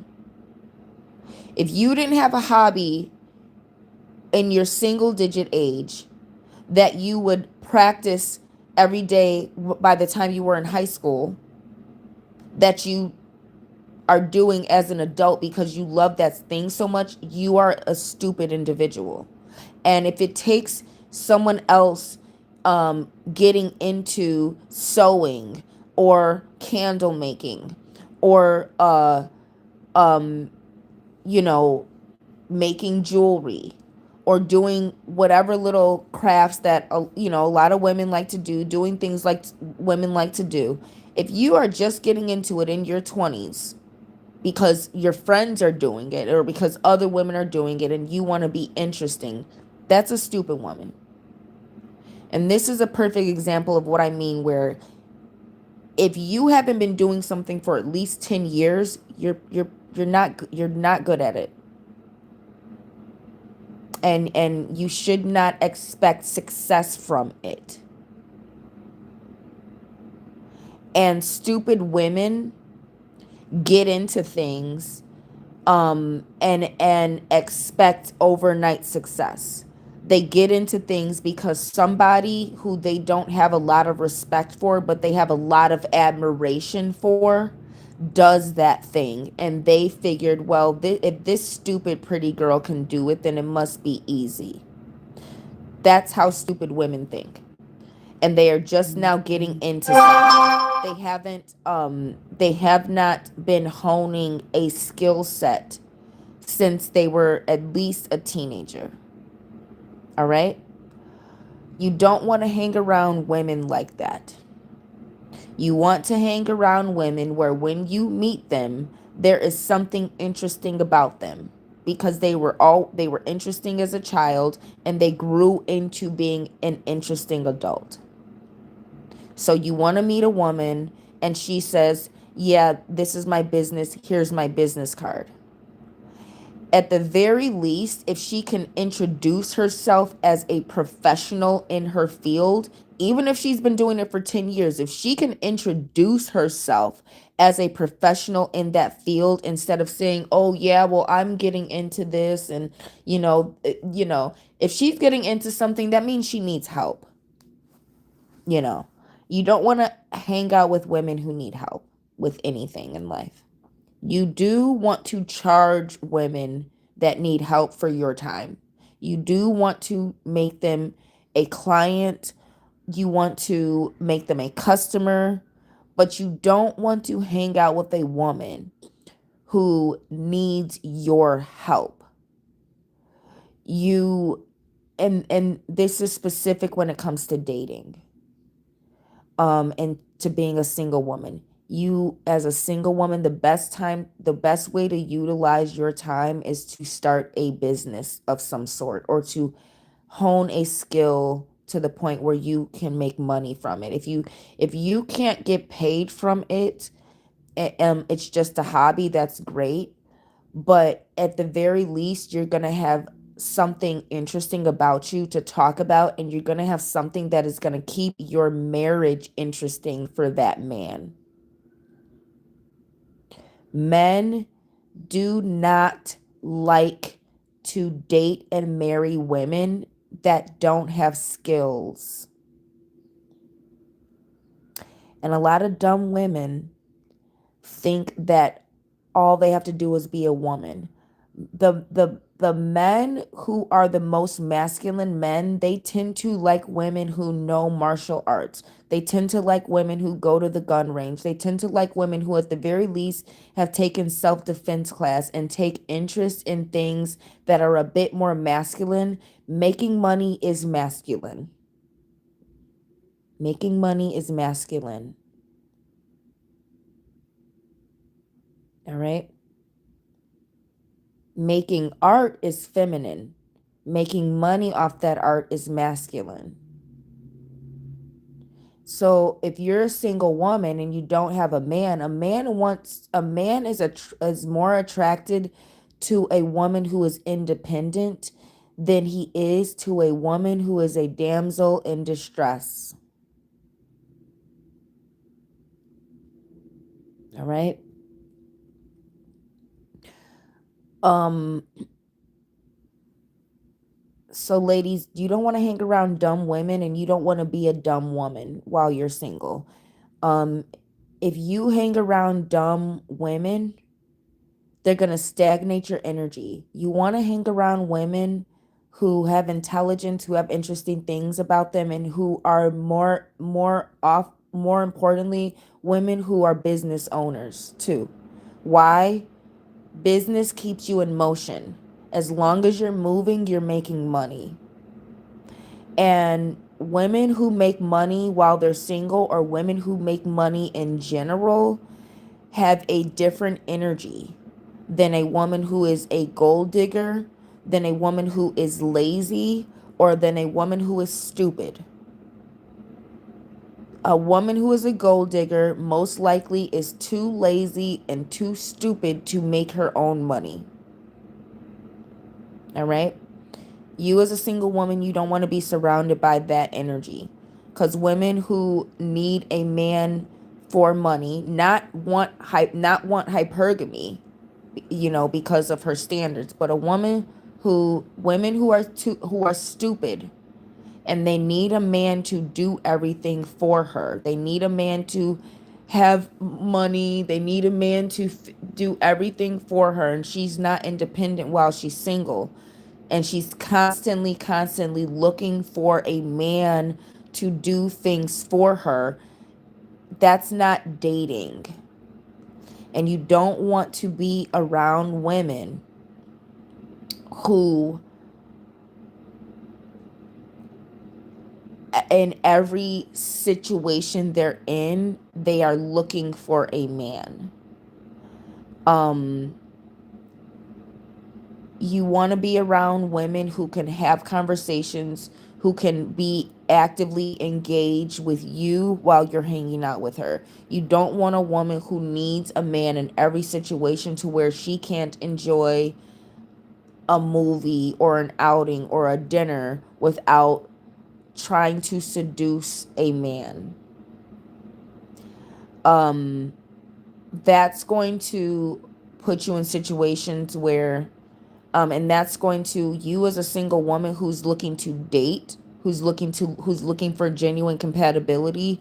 If you're hanging out with a woman who is looking for a man to do something for her, and she's always out looking for a man to seduce, that's going to put you not even just in a dangerous situation, because a woman like that, she will flirt with someone's husband, and women will end up fighting her. So it's gonna put you in certain and she's gonna attract men who look for thirsty, stupid women, who need a man, and they'll do the right things, and they'll say the right things, and they'll act like they have money, so you want to hang around women who are business owners, who are in motion, who have their own money, because she's going to be around men who are around money. She's going to be around men who are at very least around business or around skills and trades. You don't want women who attract men who are looking for easy women. You don't want to be around that energy. You don't want to be around that, because she's going to be attracting a certain caliber of men, a certain energy of men, and these aren't going to be men who are looking to seriously date women. Birds of a feather flock together. So you cannot hang around dumb women who don't have skills. You have to hang around women who have something that they have been doing for at least 10 years that they are good at. If they don't have that, if they have not optimized their day job, or if they have not turned a hobby into something profitable, there's going to be a time where I don't know how to say it. Like, if you're hanging around women, if money doesn't tie your friendship together, when you get a man, that friendship might not stand the test of marriage. If you don't have some real social community ties, if a woman as a friend in your life does not help improve your life, improve your social life, improve your health, once you get a man, that friendship is going to take such a back burner. It's going to be one of these stories where, oh, my friend changed after she got married. No, but once you get a man, once you find love, once you find a partnership, your friendships might not stand the test of that time unless money is involved. I don't know how else to say it. You have to hang around smart women. Otherwise, you're not going to have any need for them in your life once you get a man. And it's going to, you're going to look like the bad guy. But at the end of the day, a person can only do so much. You can't nurture every single relationship in your life. Once you get a man, you're going to want to pour a lot into that marriage. And you're not, and women who are stupid are not going to be a priority in your life. Only women who have been assets, who have a track record of making your life better, those are the only women you're going to want to keep around you once you get a man. Also, you're going to want to keep women around you who are so busy making money and who have the capacity to get their own man, that they are not going to be worried about your man at all. No, let me tell you something, ladies. Another thing, how you keep from being single over 30, over 50. You pay very close attention to your female friend circle. Your female friends should not be asking for pictures of the men you're dating. Your female friends should not be wanting to see what the guy looks like. If you're dating a guy and you must talk to and gossip with your girlfriends, which you shouldn't be too much. It's okay to tell people you're going on a date. It's okay to share your location when you're going on a date with someone you've only met once or twice. It's okay to let your friends know information so you are safe meeting up with a stranger. But ladies, your girlfriends do not need to see what he looks like. That's the that behavior is the beginning of unsafe behavior around your man. You need friends you can trust, and the only type of friend you can trust is one who don't give a fuck about your man or who you dating, as long she cares about you. She cares how you look. She cares, do you look happy when you're dating this guy? She doesn't care what he looks like. She doesn't care what he makes. She doesn't care who his friends are. She doesn't care what he does for a living. Your female friend should not be asking you those questions. If you want to volunteer that information for the sake of of talking or having girlfriend gossip, whatever. If you want to volunteer that information, fine. She should not be asking for it. What is important in your friends when you're dating is that your friends are supportive of your happiness, which means they're not judging the person that you like based on anything other than, do they make you smile and do they bring out the best in you? That's a friend. If you got a girlfriend asking what he looks like, this and this and that, you got a girlfriend who will sleep with your man. You got a girlfriend who, her friendship with you is all about comparing herself to you, and her friendship with you is all about how good you make her look because you shine bright. And this is why I warn beautiful women, stop hanging around these short, ugly, fat women. And forgive me if you feel that you're short, that you're short and you're overweight or whatever. This is not an attack on anyone's body shape. This is to let you beautiful, good looking, model-esque women stop being so nice where you get these short, ugly, man-hating, fat best friends who don't like men. And every time a man comes around you, here she is, cock blocking, being mean, acting a certain way that pushes that man away.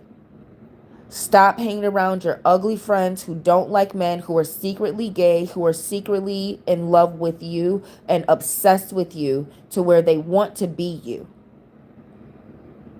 If you are a beautiful woman, hang out by yourself or hang out with other women who are either already married or who are models.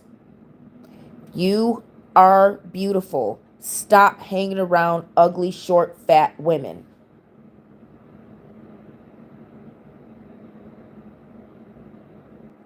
I can't,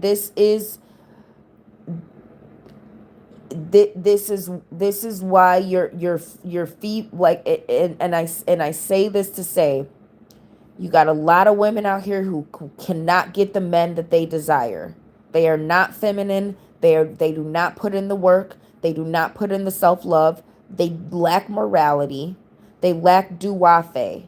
They lack feminine beauty and feminine hygiene.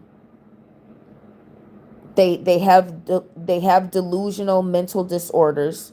So they go around being fat and ugly, uh, and they get validation from other fat, ugly, mentally sick women.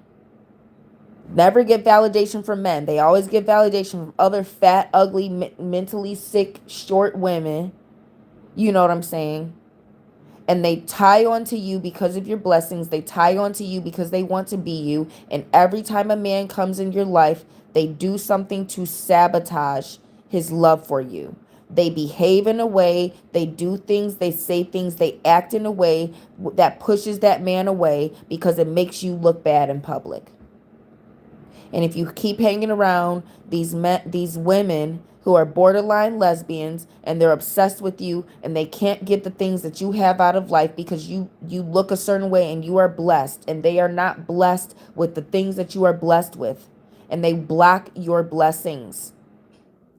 So ladies, if you're beautiful, stop hanging around these ugly women who are loud, unattractive, masculine acting, so, and they block your blessings in the name of friendship. Okay? Um the women you hang around will be the downfall of you, or they will be the reason why you meet eligible bachelors. And I'm going to tell you something. If your friends, if you're single and your friends know that you want a relationship and they haven't introduced you to one single guy within a year, that's not your real friend. It's not your real friend. Your real friends help you solve your problems, and they're with you with your problems. They don't just listen to the gossip, which is why I say, ladies, your real friend is not going to ask you what he looks like, how much he makes. They're not going to ask you those things about the man you're dating. They're going to listen to see whether or not you're happy, and they're going to either say, I don't like him for you. He sounds like he's not that good of a guy, or they're going to say, wow, you sound really happy. I think you should keep him, or wow, you sound really happy. I would love to meet him. But they're never going to ask what he looks like, and they're never going to ask you to send him a picture. You be careful of your female friends who want to be you, who don't look anything like you, but they want to be you. They want to live vicariously through you. They will sleep with the guy you're dating. They will sabotage your relationship with him. They will go find his number and they will go try and sleep with him, because women like that have mental disorders. And when she sleeps with your ex, or when she tries to sleep with the guy you're dating, she's going to blame it on being bipolar. Guaranteed.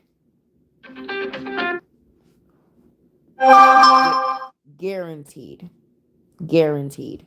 So this is why I say, ladies, your female friends need to have a skill that they can monetize. If they don't have a skill that they can monetize, they probably have a mental disorder that is causing them to act crazy and that will keep them broke. If your friend cannot make money, she's got some type of mental disorder.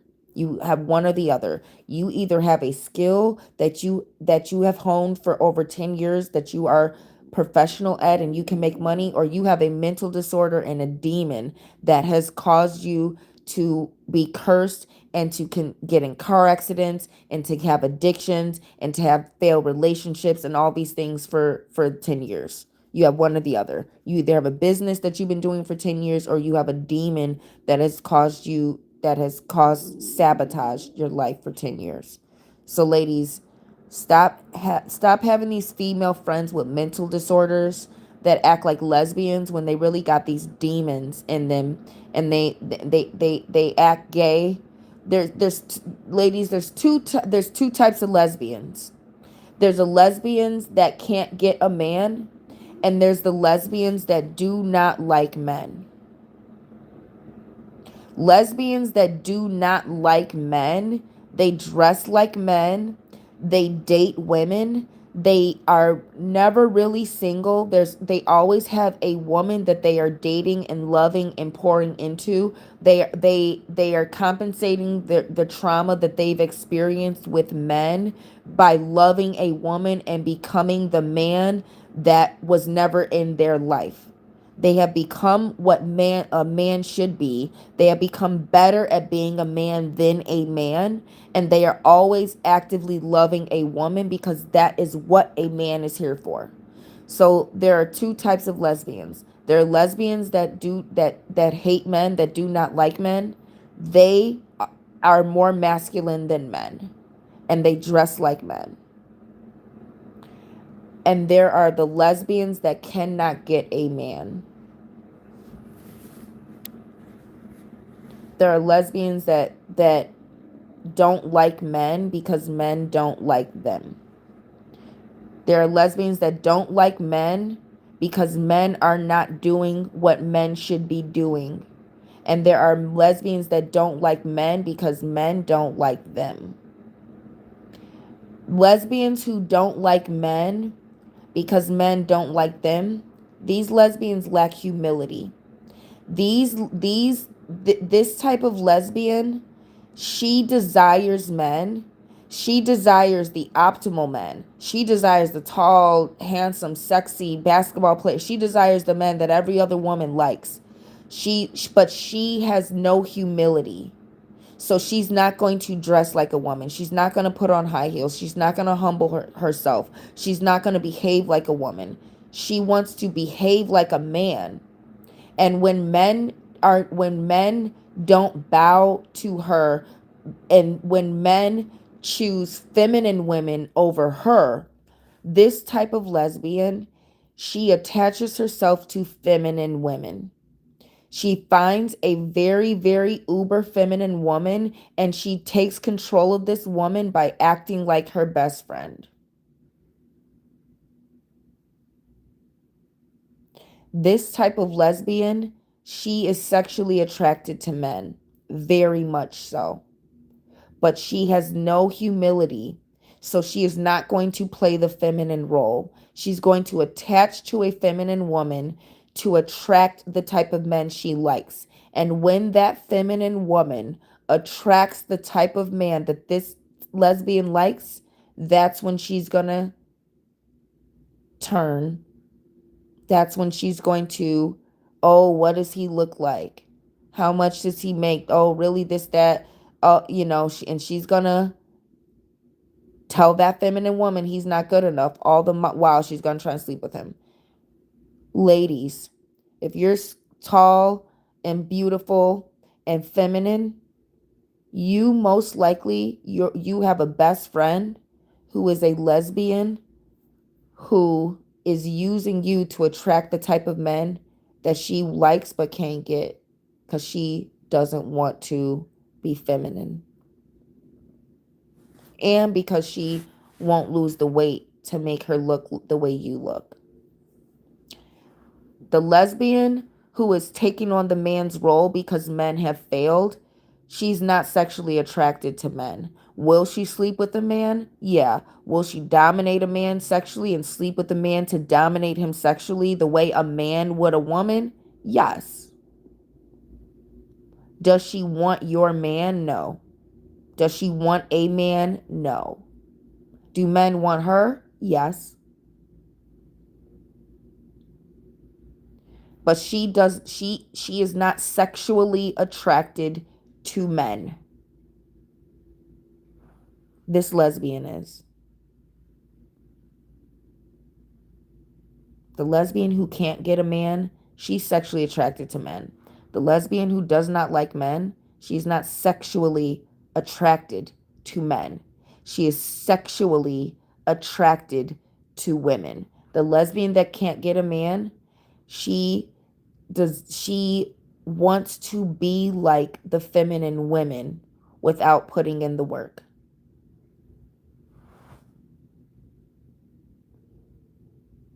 The lesbian who does not like men, she's putting in all of the work to look like a man, earn money like a man, act like a man, and treat women the way she feels a man should treat a woman. This lesbian, all of her efforts go into controlling feminine women, manipulating feminine women to attract men but not be with them, so she can take her pick of the so she can be around to pick up the leftovers.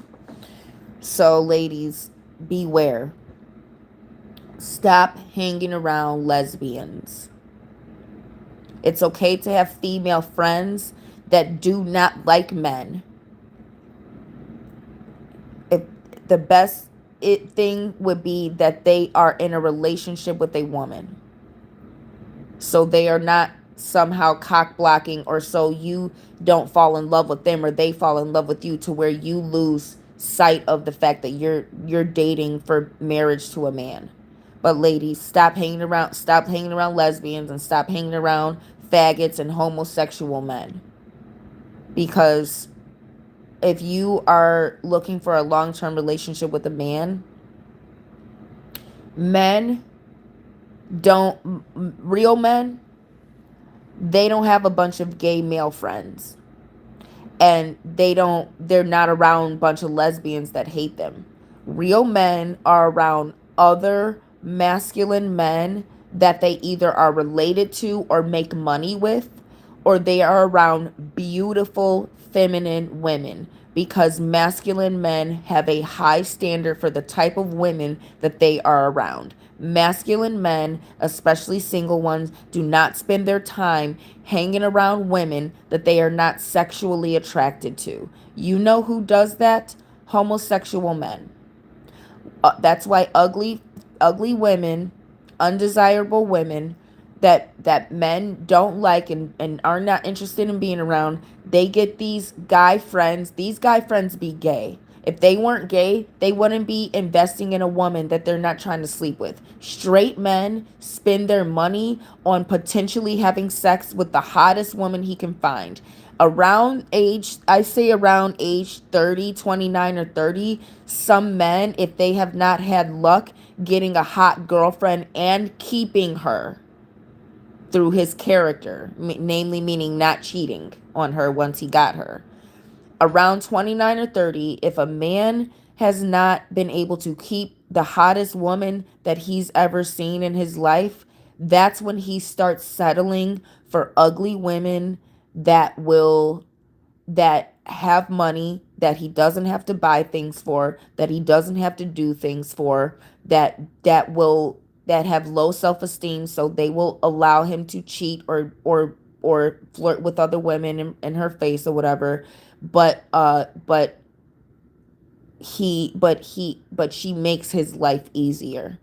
So around 29 or 30, if a man cannot keep a hot woman because she either requires him to have a better job, to get a job, to do this or do that, or because his personality, he can't focus on one woman and he ended up cheating, or because his jealousy of his hot girlfriend caused him to cheat on her because he was jealous of her. By 29 or 30, a man is not married to his hot girlfriend, that's around the time he starts to settle for the ugly, um, immature, low character, immoral women who make his life easier. Namely, meaning they have things that he may or may not have. And if he says, this is my girlfriend, then he can drive the car that she has. Then he can stay in the nice place with a nice view downtown, in a workout room and a pool that she is renting. Now he can be a part of a social circle, and she knows all the DJs around, or she knows these people and that people, so he can get work through knowing her. So he'll start to date the ugly women who are not very moral, probably do some type of drugs, and that's one of the reasons why they do immoral things. They probably steal from people. They probably sleep with married men. They probably, they do crime. They do immoral things. And that's why they're ugly. And and that's probably why they have a little more money and they have nicer things, and he'll start to date the ugly, immoral, mean girls, um, you know, that are dangerous but controlling, and he'll coast he'll coast by it that way. He'll coast by dating a mean girl. So that's why I say, ladies, a man who's eligible and a man who really, really, really likes women, he's going to do the work, and he's going to make sure he has a house with an extra room. So at the moment he sees the hottest chick he's ever met, he can ask her out. He has a place to stay. He can solve her problems. She can move in with him. And now he's got the hottest chick. And now the hottest chick in the world is his. And ladies, you want to date the guy who wants his girlfriend to be the hottest chick that he's ever seen. You don't want a guy who wants anything other than that. You want the guy to approach you because you're the hottest chick he's ever seen. That's who you want to date. So again, I say that to say, ladies, all that to say, straight masculine men who are protectors and providers, they don't have a bunch of lesbian friends. They don't have a bunch of homosexual male friends. They have a bunch of friends who have hot girlfriends, hot wives, or they have a bunch of friends who are single who probably go to the gym or have some a job where they're either doing some type of labor, or maybe sales or something, who knows. But they don't hang around, um they don't hang around homosexuals. Straight men who like women do not hang around homosexuals. So if you, as a woman, especially a black woman, if all your friends are homosexuals and in the homosexual community, you're not going to be around straight men who are eligible to marry you. You're going to be around a bunch of men who do not like women. And you're going to be around a bunch of women who cannot get a man, who are too fucking awkward to get a man. All right? You want to hang around other beautiful, skinnier, good-looking women.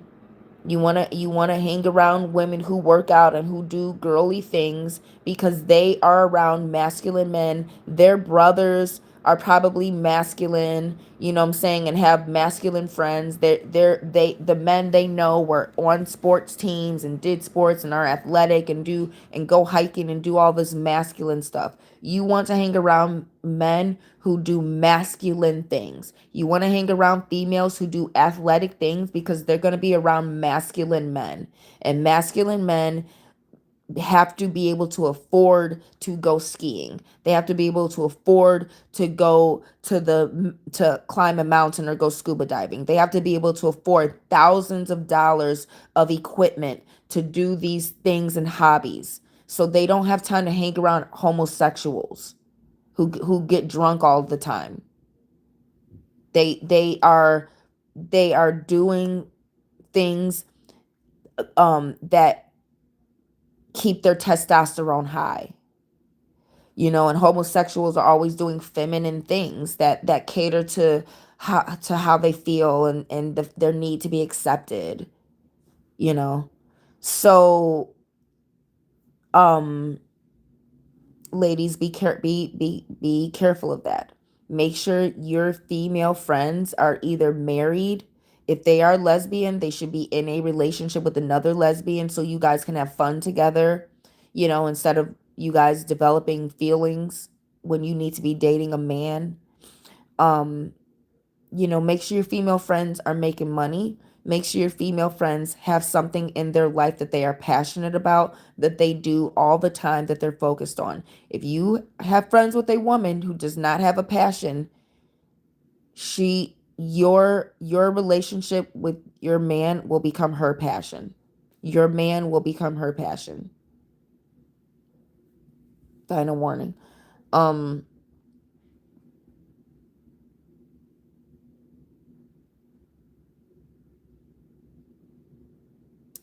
so I think those are the main things I just wanted to say.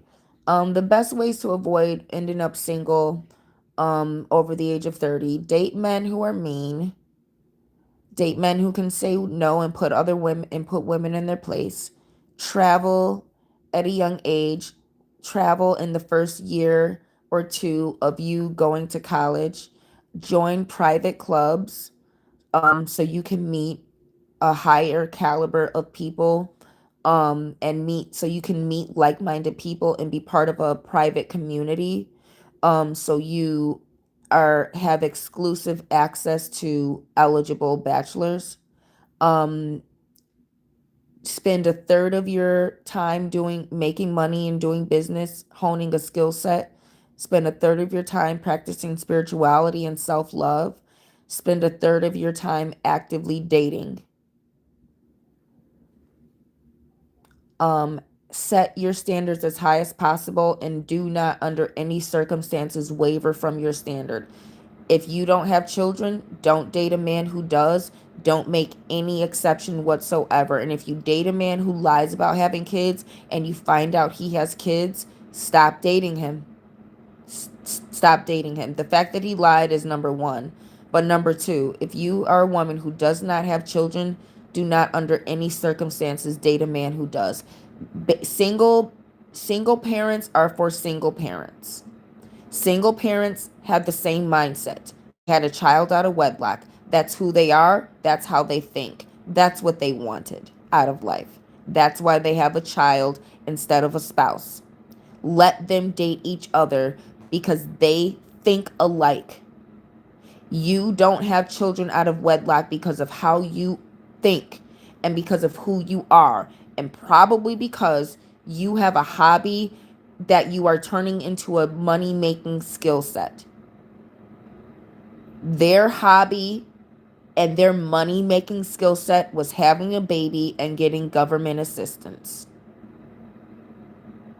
Understand that and don't make an exception. If you want a man who makes six figures, do not make an exception and don't date men who are not in a certain career field that allows for them to make six figures. Don't make exceptions. If you want to date a man who's taller than 5'9", don't make any exceptions. If you as a woman, if you are a tall woman and you're 5'8" as a woman and you don't want to date a man who's shorter than you, do not make any exceptions. Make sure he's 5'10" or taller. I would say 6 feet, because if you are feminine, that means you wear high heels. So, ladies, if you are a feminine woman, you should date a man 4 inches taller than you, or a man who is at least 1 or 2 inches taller than you without heels on.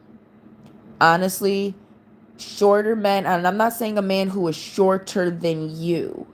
I'm saying shorter men, meaning men who are shorter than 5'10", tend to be good in bed. They tend to be a bit more masculine, a bit more aggressive. Um, they tend to be good boyfriends. They tend to be good and enjoyable sex partners. I don't know how else to say it. um tall men are enjoyable when they're fat. Tall men are awesome if they are fat. If they are slightly overweight, if they have a slight gut, like a slight beer gut, you know, um or, and I hate to say this, but or if they're bald, if they're balding or have like a bald spot, then they'll be good at sex. Then they'll be at least fun to hang out with and at least good at sex, if not great at it. But other than that, let's be honest. Guys that are 5'9" are the best at sex, or if they're tall, they have to be bald or have a beer gut. Then they're good at sex. Other than that, a lot of these other guys are just they're too self-absorbed to worry about your pleasure. They're You got to understand, ladies, a real masculine man, what gets him off and arouses him is you having an orgasm. What arouses a real masculine man is your pleasure.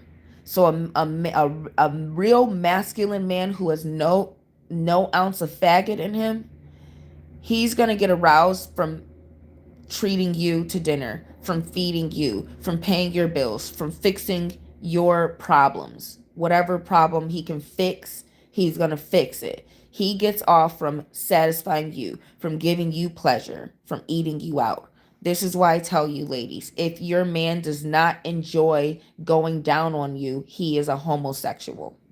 A real man, he enjoys going down on you. And because he is enjoying going down on you, he will be good at it. If your man is bad at sex, it's because he is not sexually attracted to you. And if he's not sexually attracted to you, he is either a homosexual or you are not his type.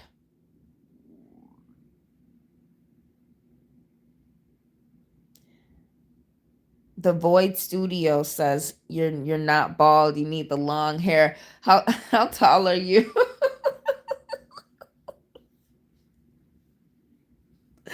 Ladies, we know it's true. How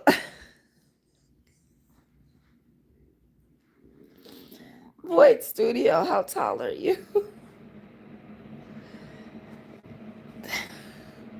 Tall men, tall men are great when they have a beer gut, long hair, or a bald spot. Other than that, that's when they be good at sex. That's when they enjoy giving a woman pleasure. And guys that are 5'9" will blow your back out. That's the exact height, y'all. That's the exact height. 5'9" will blow your back out. Out. Out. Out. 5'9" will blow your back out. Don't care. Don't matter what height you are, ladies. If he's 5'9", he will blow your back out. Okay? Okay? Okay? 5'9", blow your back out. If he's over 5'10" and has long hair or a bald spot and he does not have a six-pack, he will eat your coochie out.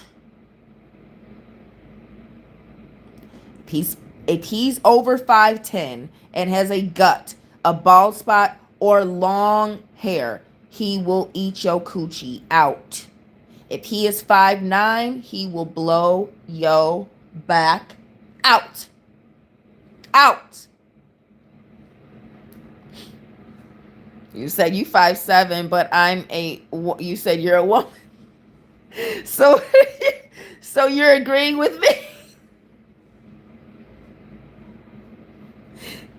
So I'm telling you. So I hope you agreeing. Yeah. To the long hair. So you're not doing bald, but the long hair you know about. Okay. You're not finna do the bald guy.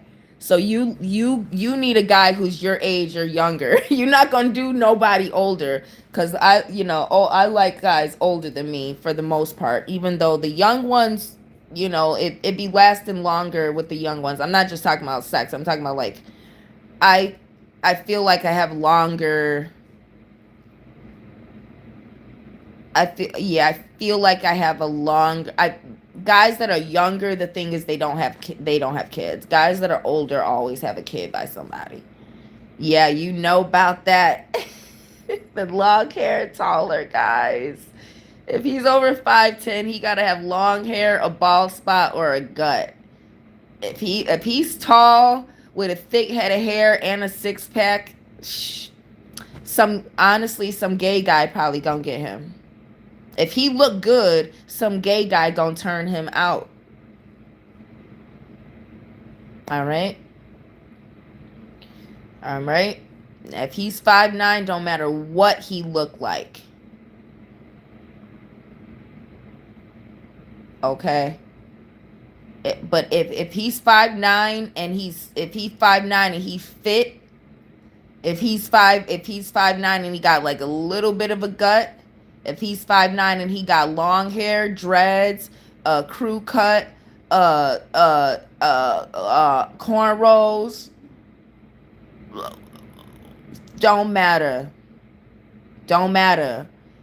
Don't matter. If he's 5'9" and he's straight, if he's 5'9" and he bisexual, if he's 5'9" and he gay, if he's 5'9" and got a degree, if he's 5'9" and just got out of jail, I don't care. He will blow it out. I'm telling you right now, ladies. Get you a 5'9" before you get married. Just so you can say you lived a little, okay? That's real.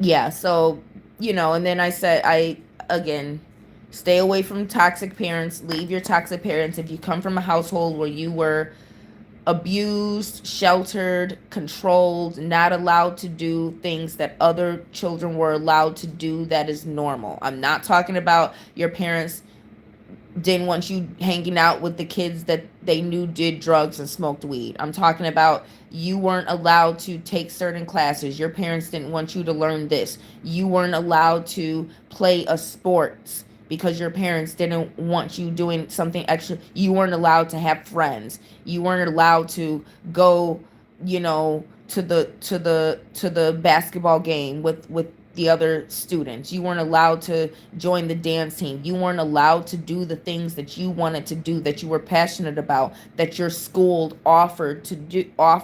You weren't allowed to, take art class or join the art club after school, because if your parents controlled you in those type of ways where you weren't allowed to do things that were normal, because your parents was either hyper religious or very controlling, and or they lied and said that they couldn't afford it, but they just didn't want you to be happy. If you notice growing up, your parent never allows you to do the things that made you happy. That's abuse. And that will end you up single because it will warp your perception of love, and you will date people who don't love you, and that will never lead to marriage. So it will lead to people playing around and wasting your time and cheating with you every chance they can get so they can humble you. So these are just some of the things. You said your parents were like that. Yeah, this I don't know if you just came in. It's been 2.5 hours already. So unless anyone has any questions or comments, I'm probably gonna wrap it up. But the Void Studio, this upload is a spring equinox full moon upload. Just giving some oracle consultation during the full moon about mating season and dating. And I love how women talk about the mistakes they've made when they're single mothers or when they get divorced, or different people, how people talk about the mistakes they made and they teach people how not to make those same mistakes. So I'm like, well, this is something that I can teach people, like the things that I feel that I probably could have done, or the things that would have prevented me from being single at this age. I just went through a list of things that I would suggest you do, especially as a Black woman, to avoid ending up single over the age of 30. So you said you were actually one who asked about the Shango bracelet. No, that's not off topic. I was actually thinking about that because I was wondering, should I promote some of the customized ones? Because I was thinking about the Shango Aleki. That one is very, very popular. A lot of people do want to get that. But again, because it's a one size fits all. So again, a lot of times when people order it, I will customize it based on inch wise to their wrist, because it, again, if you even if you have a smaller wrist like mine, men tend to have slightly bigger wrists, but even some men, the it's been a little bit too big. So that one I do customize a lot. So the Shango wristlet, I'm thinking of making into a necklace, into a neck, a lecky, because the design is so popular, and it is for men and women. It does have some qualities of the SU, so it is a somewhat of a gate opening. You know, it is for protection as well. So while it is not representative of the female Orisha or the female ancestors, it is used to protect women who are priestesses or who may be married to the masculine ancestors, particularly Shango or maybe even Eshu. Some some women who have qualities of Eshu in some cases, and women who have aspects of Oya might love it as well, because Oya deals with death. It has the skulls there, but Oya and Shango also have are very strong, fierce lovers, and Oya and Eshu share a lot of the same qualities, to where Pambagira can easily be confused with Oya to someone who um, is not keen on the more specific differences among each African ancestor. Morning, blessed queen. You said that you love the skulls. You have a deep relationship with Baron and Mama. Oh yeah, but Shango has been strong around lately. You never felt that before. Yeah, I mean, with the Barons, I do my quinceañera, that does have a more distinct. It has more of a like an Erzuli Bridget energy to it. It does have a lot of Bridget. So with the Alekis, I have been thinking about those lately, because I did just make a batch of soap, and I will be vending more. So the Void, I'm not sure if I think you got to me on Instagram. Send me another message again, just because I have so many messages. I just want you to just bump yours up to the top so I can respond directly. And we'll talk more about a custom one that you may want, and just give me an idea of what you're looking for with the design, and I can customize it. you, um any purchase includes a complimentary oracle consultation. It's not the full hour. That is if you just want the straight oracle consultation. That does involve me. That one can take up to a week for me to delve into your spiritual past, present. I don't like to do fortune telling, which deals with future readings, but that one is a very in-depth one. When people make a purchase of like the incense or the soap or an aleki, the oracle consultation included with that is usually a bit more specific to that purchase and how to utilize that purchase, but a lot of things do come through. So again, with the Void Studio, the reason I go live and do things like this is for people who are interested in getting an oracle consultation and interested in working or learning from me, to ask questions about spirituality, which is what I deal with. I do deal with a lot of things um with blackness, and that does include black culture. But don't forget to ask your spiritual questions about witchcraft or occult or supernatural experiences, dealing with ghosts. I deal with people who are gifted.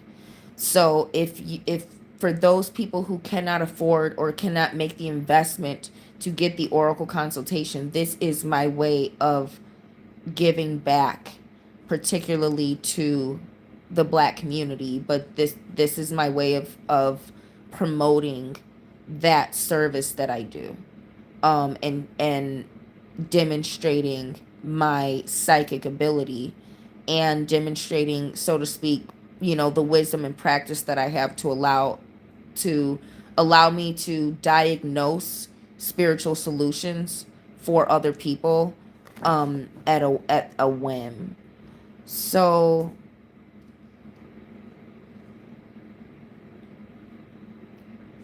good morning, blessed queen.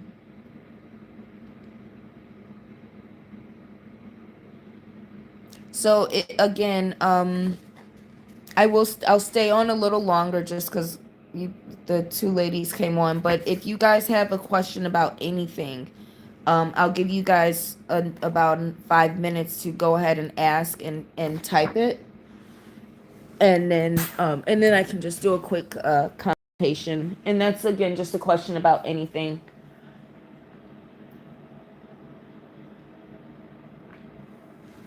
Um, and until anyone asks a question, I will say this. I'll leave with this message.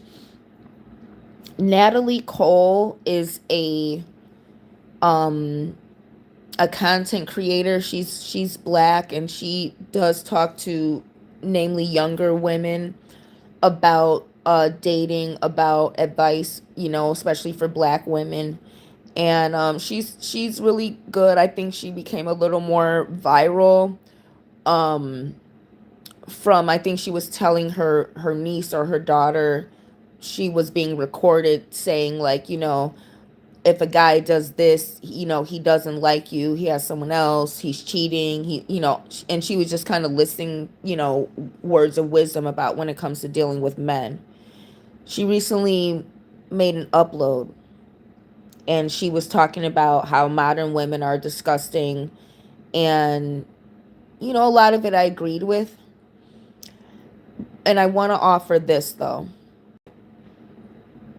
And I want to say, and I want to remind, and this is one of the last things I want to remind women, especially black women, about when it comes to dating and how to avoid being single over the age of 30. A lot of it has to do with your social circle, who you're around.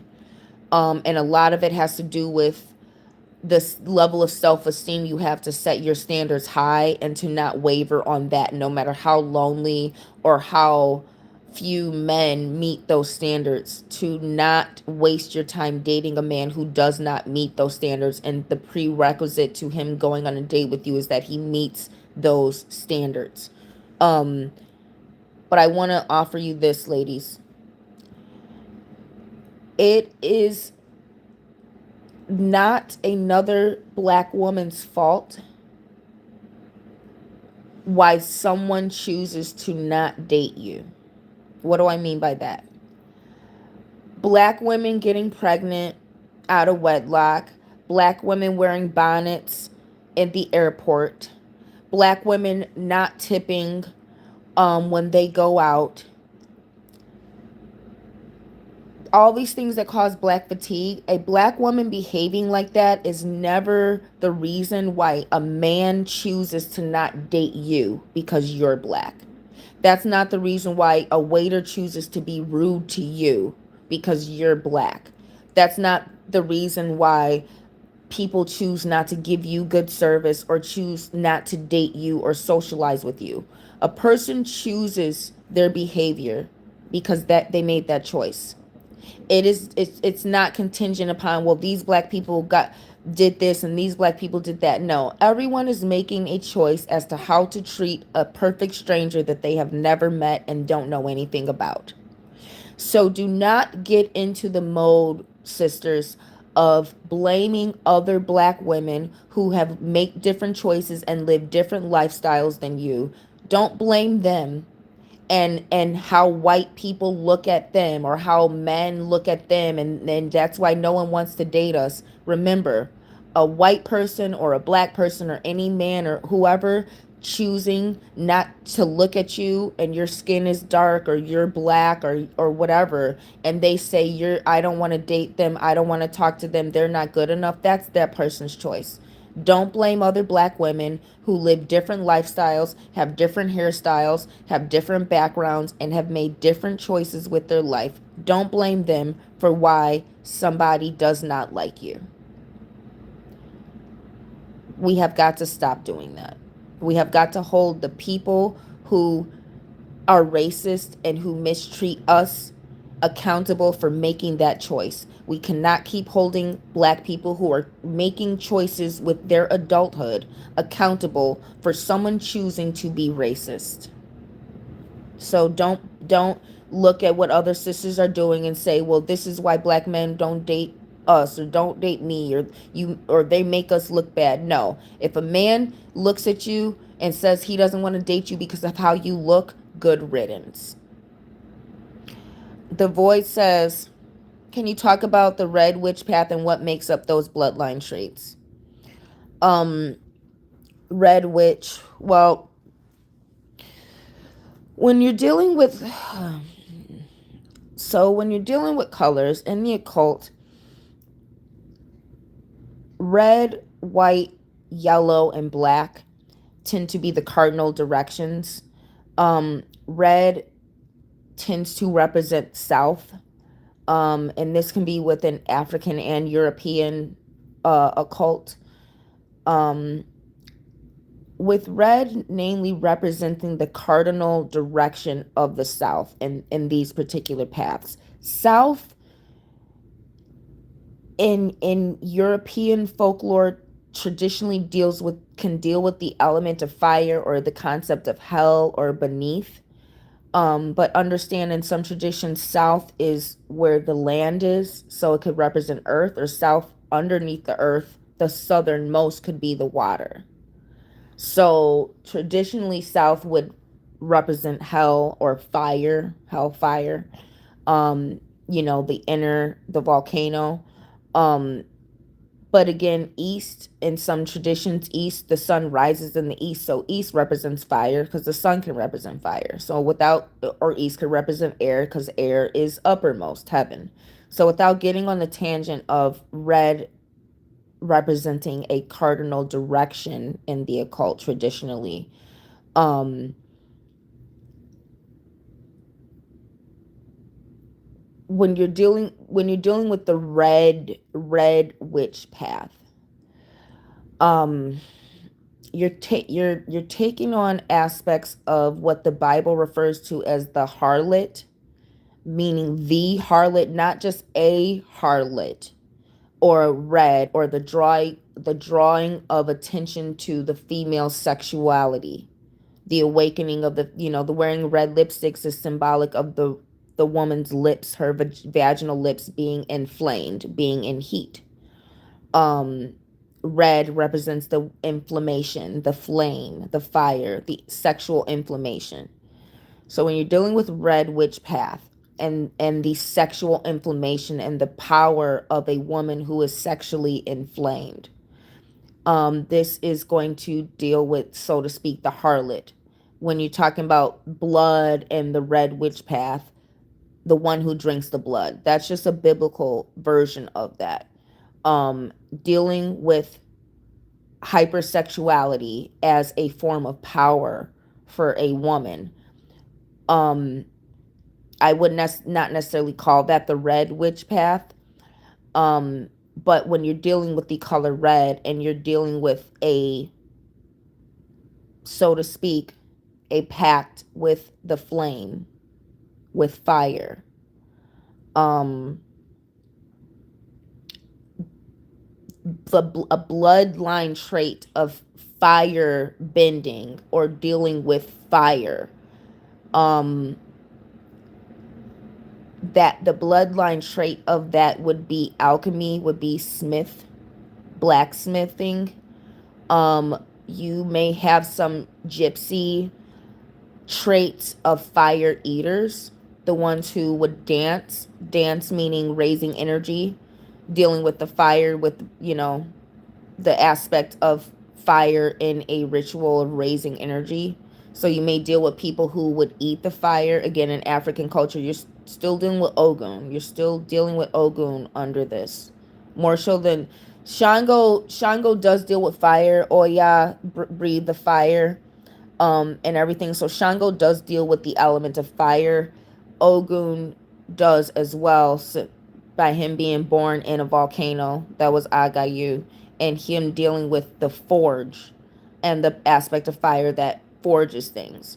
Shango deals with fire that comes from lightning striking something. So Shango deals with fire that comes from electricity. Ogun deals with fire that comes from essentially lava. Um, you know, or alchemy. So the red witch path and what makes up those bloodline traits. Again, I would say alchemy that deals with fire, cooking, um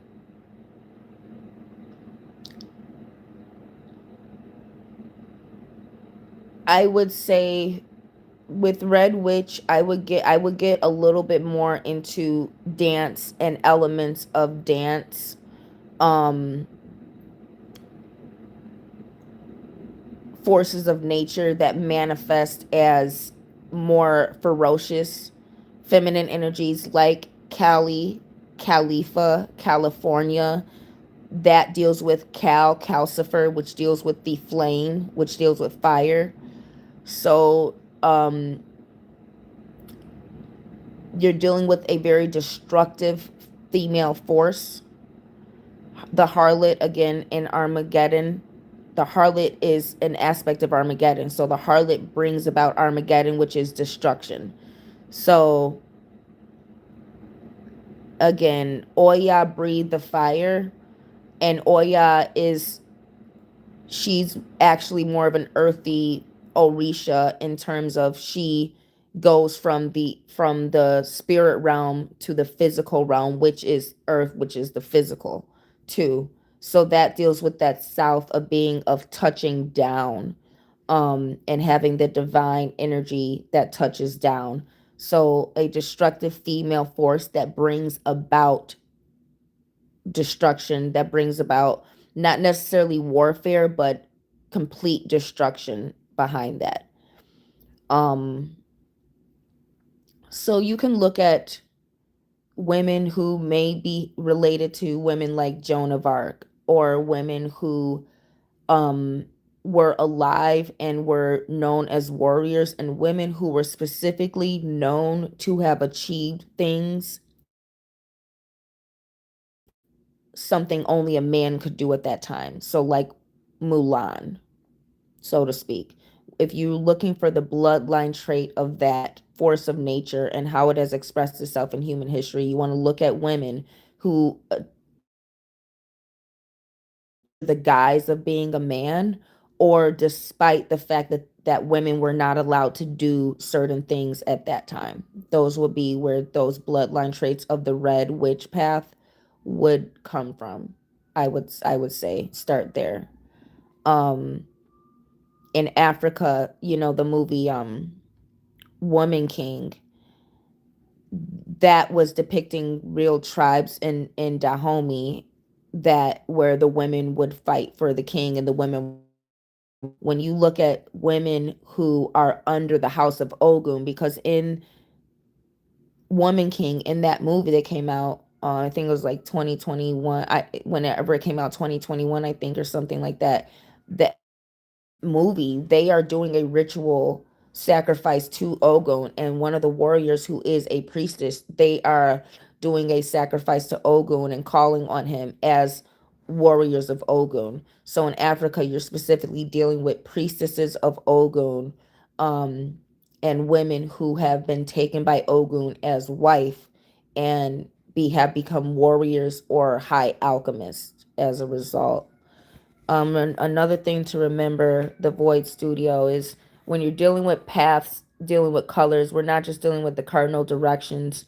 Um, certain colors, they have connotations, just like a green witch, so to speak, may deal with gardening or herbalism, or the use of cooking in theory, even though cooking is more alchemy, whereas gardening and making things grow by planting them is more green witch. So we're looking at the roles that these colors play in nature, and the role that a witch or a priestess of that particular force of nature would serve in a community. Um, which is why I say dancing and different forms of dance expression, that keeps the energy going. Dancing keeps energy high. Um, and women who sustain the dance, you're sustaining the energy, and you're sustaining, so to speak, the sexuality of a particular event or a particular moment by keeping the energy raised through physical movement. So not just the act of having sex, but the act of dancing, which is a form of having sex with a spirit, would be an aspect of a a red witch, or so to speak, a fire priestess. All right. Do do you believe in timeline shifts where we move from bloodline qualities being supreme versus soul resonance? Like going from Old Testament to New Testament in the craft. Um I believe the Bible is a historical document. I believe that Christ did die for our sins and fulfilled the prophecy of the Hebrew Israelites that were the chosen ones. I believe that history. Um, I do believe quantum physics is accurate, mathematically, scientifically, and on a spiritual level. Quantum physics, meaning, or a short way of referring to time travel in its broad aspects and forms. So I do believe in quantum physics. Um, I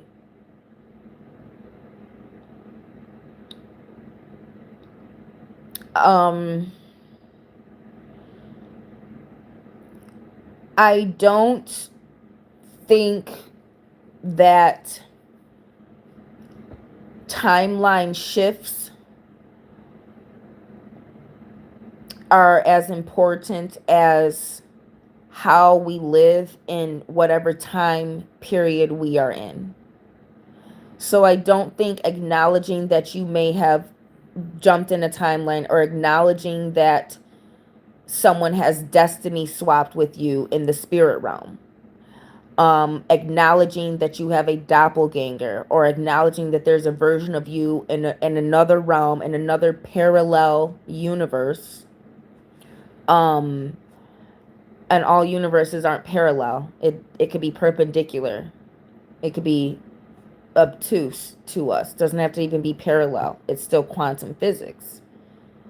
So acknowledging that is as not important or as impactful as what you do with the time that you're in. And time is the fourth dimension, so to speak, too. So what you do in the 3D, which is the physical, what you do with your body, what you do with your time, would be meaning how you move your third dimension. What you do with that is how you move out of time into a different level of consciousness that is essentially without the body. You know, the fifth, sixth, seventh dimensions, you know, wisdom, empathy, all these things. So my belief in that, an acceptance of Christ, overrides my need to subscribe to what time it is.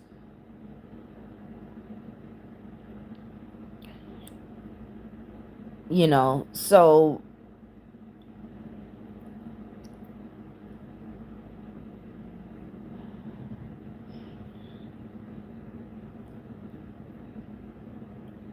I think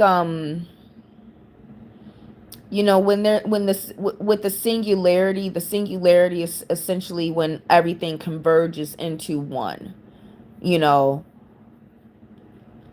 and that will be, so to speak, the end of everything, or the end of all these, of everything being separate from itself.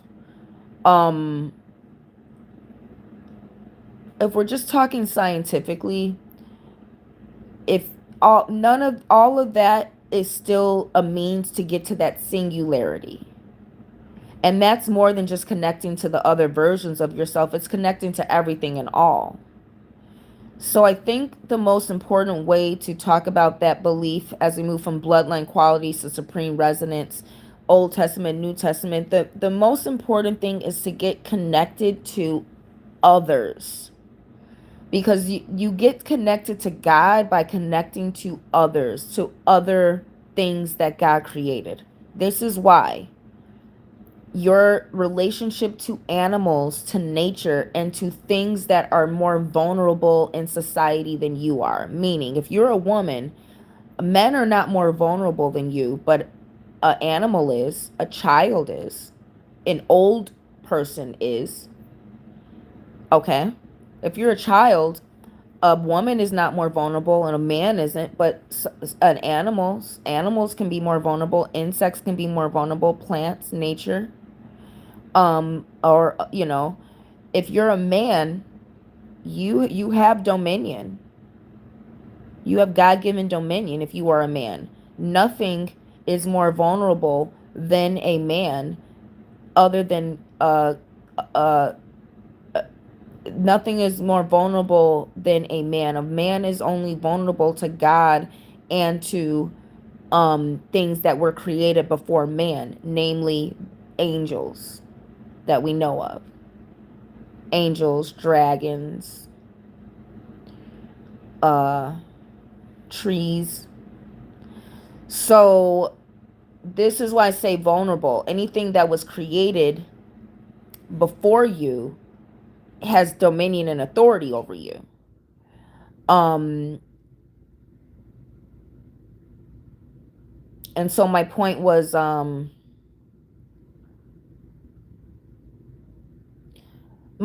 is how you treat things that are different than you is how you get closer to God. A man shows his godliness by how he treats women. Women show their godliness by how they treat children. Children show their godliness by how they treat animals, nature, or how they treat their elders. Elders show their godliness by how they treat children. You know, we show how connected we are to the source by how we treat things that are not us.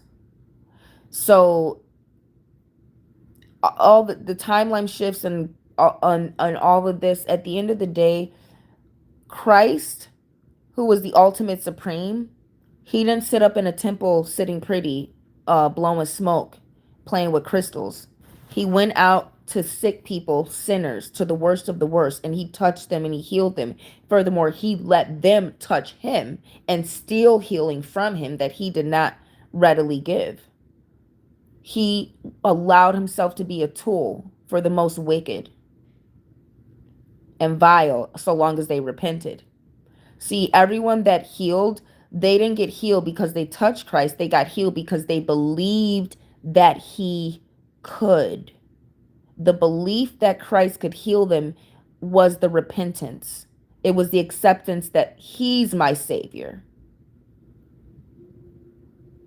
Not becoming a millionaire, not getting married, not getting a BBL, not putting on this makeup, not getting this job or getting this role or getting this car. But Christ is the Savior. So if I could just touch him, I'll be healed. Or if he touches me, I'll be healed. The belief and the acceptance is what saved.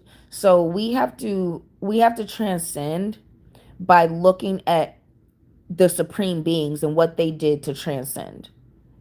Christ went out and he made himself vulnerable. That's how you get close to God. You make yourself vulnerable, and you show that you can care for God's creation as much as God cares for his own creation. when you can respect the things that are more vulnerable than you. Um, I think these are more important than timeline shifts. What you do when you're in that particular time, what you do with the time that you're given. And that is a Gandalf quote. Do you hate the Iranians too? I don't hate anyone. Um, but I am gonna go. Um, and thank you all for listening. Again, have your questions ready. Feel free to comment on this after the fact with any questions, so I will have an idea of what I can go live about next time I go live. I want to talk about things that are interesting to you, but I hope this helped with dating, and I might do a part 2, but I have some other topics I want to talk about soon. So peace and love, and listen, learn, like, subscribe, follow me on IG for more content, and check out my shop. Like I was talking about, I do have some Eleki, some spiritual products and services, and I have a new batch of soap ready. So peace and love.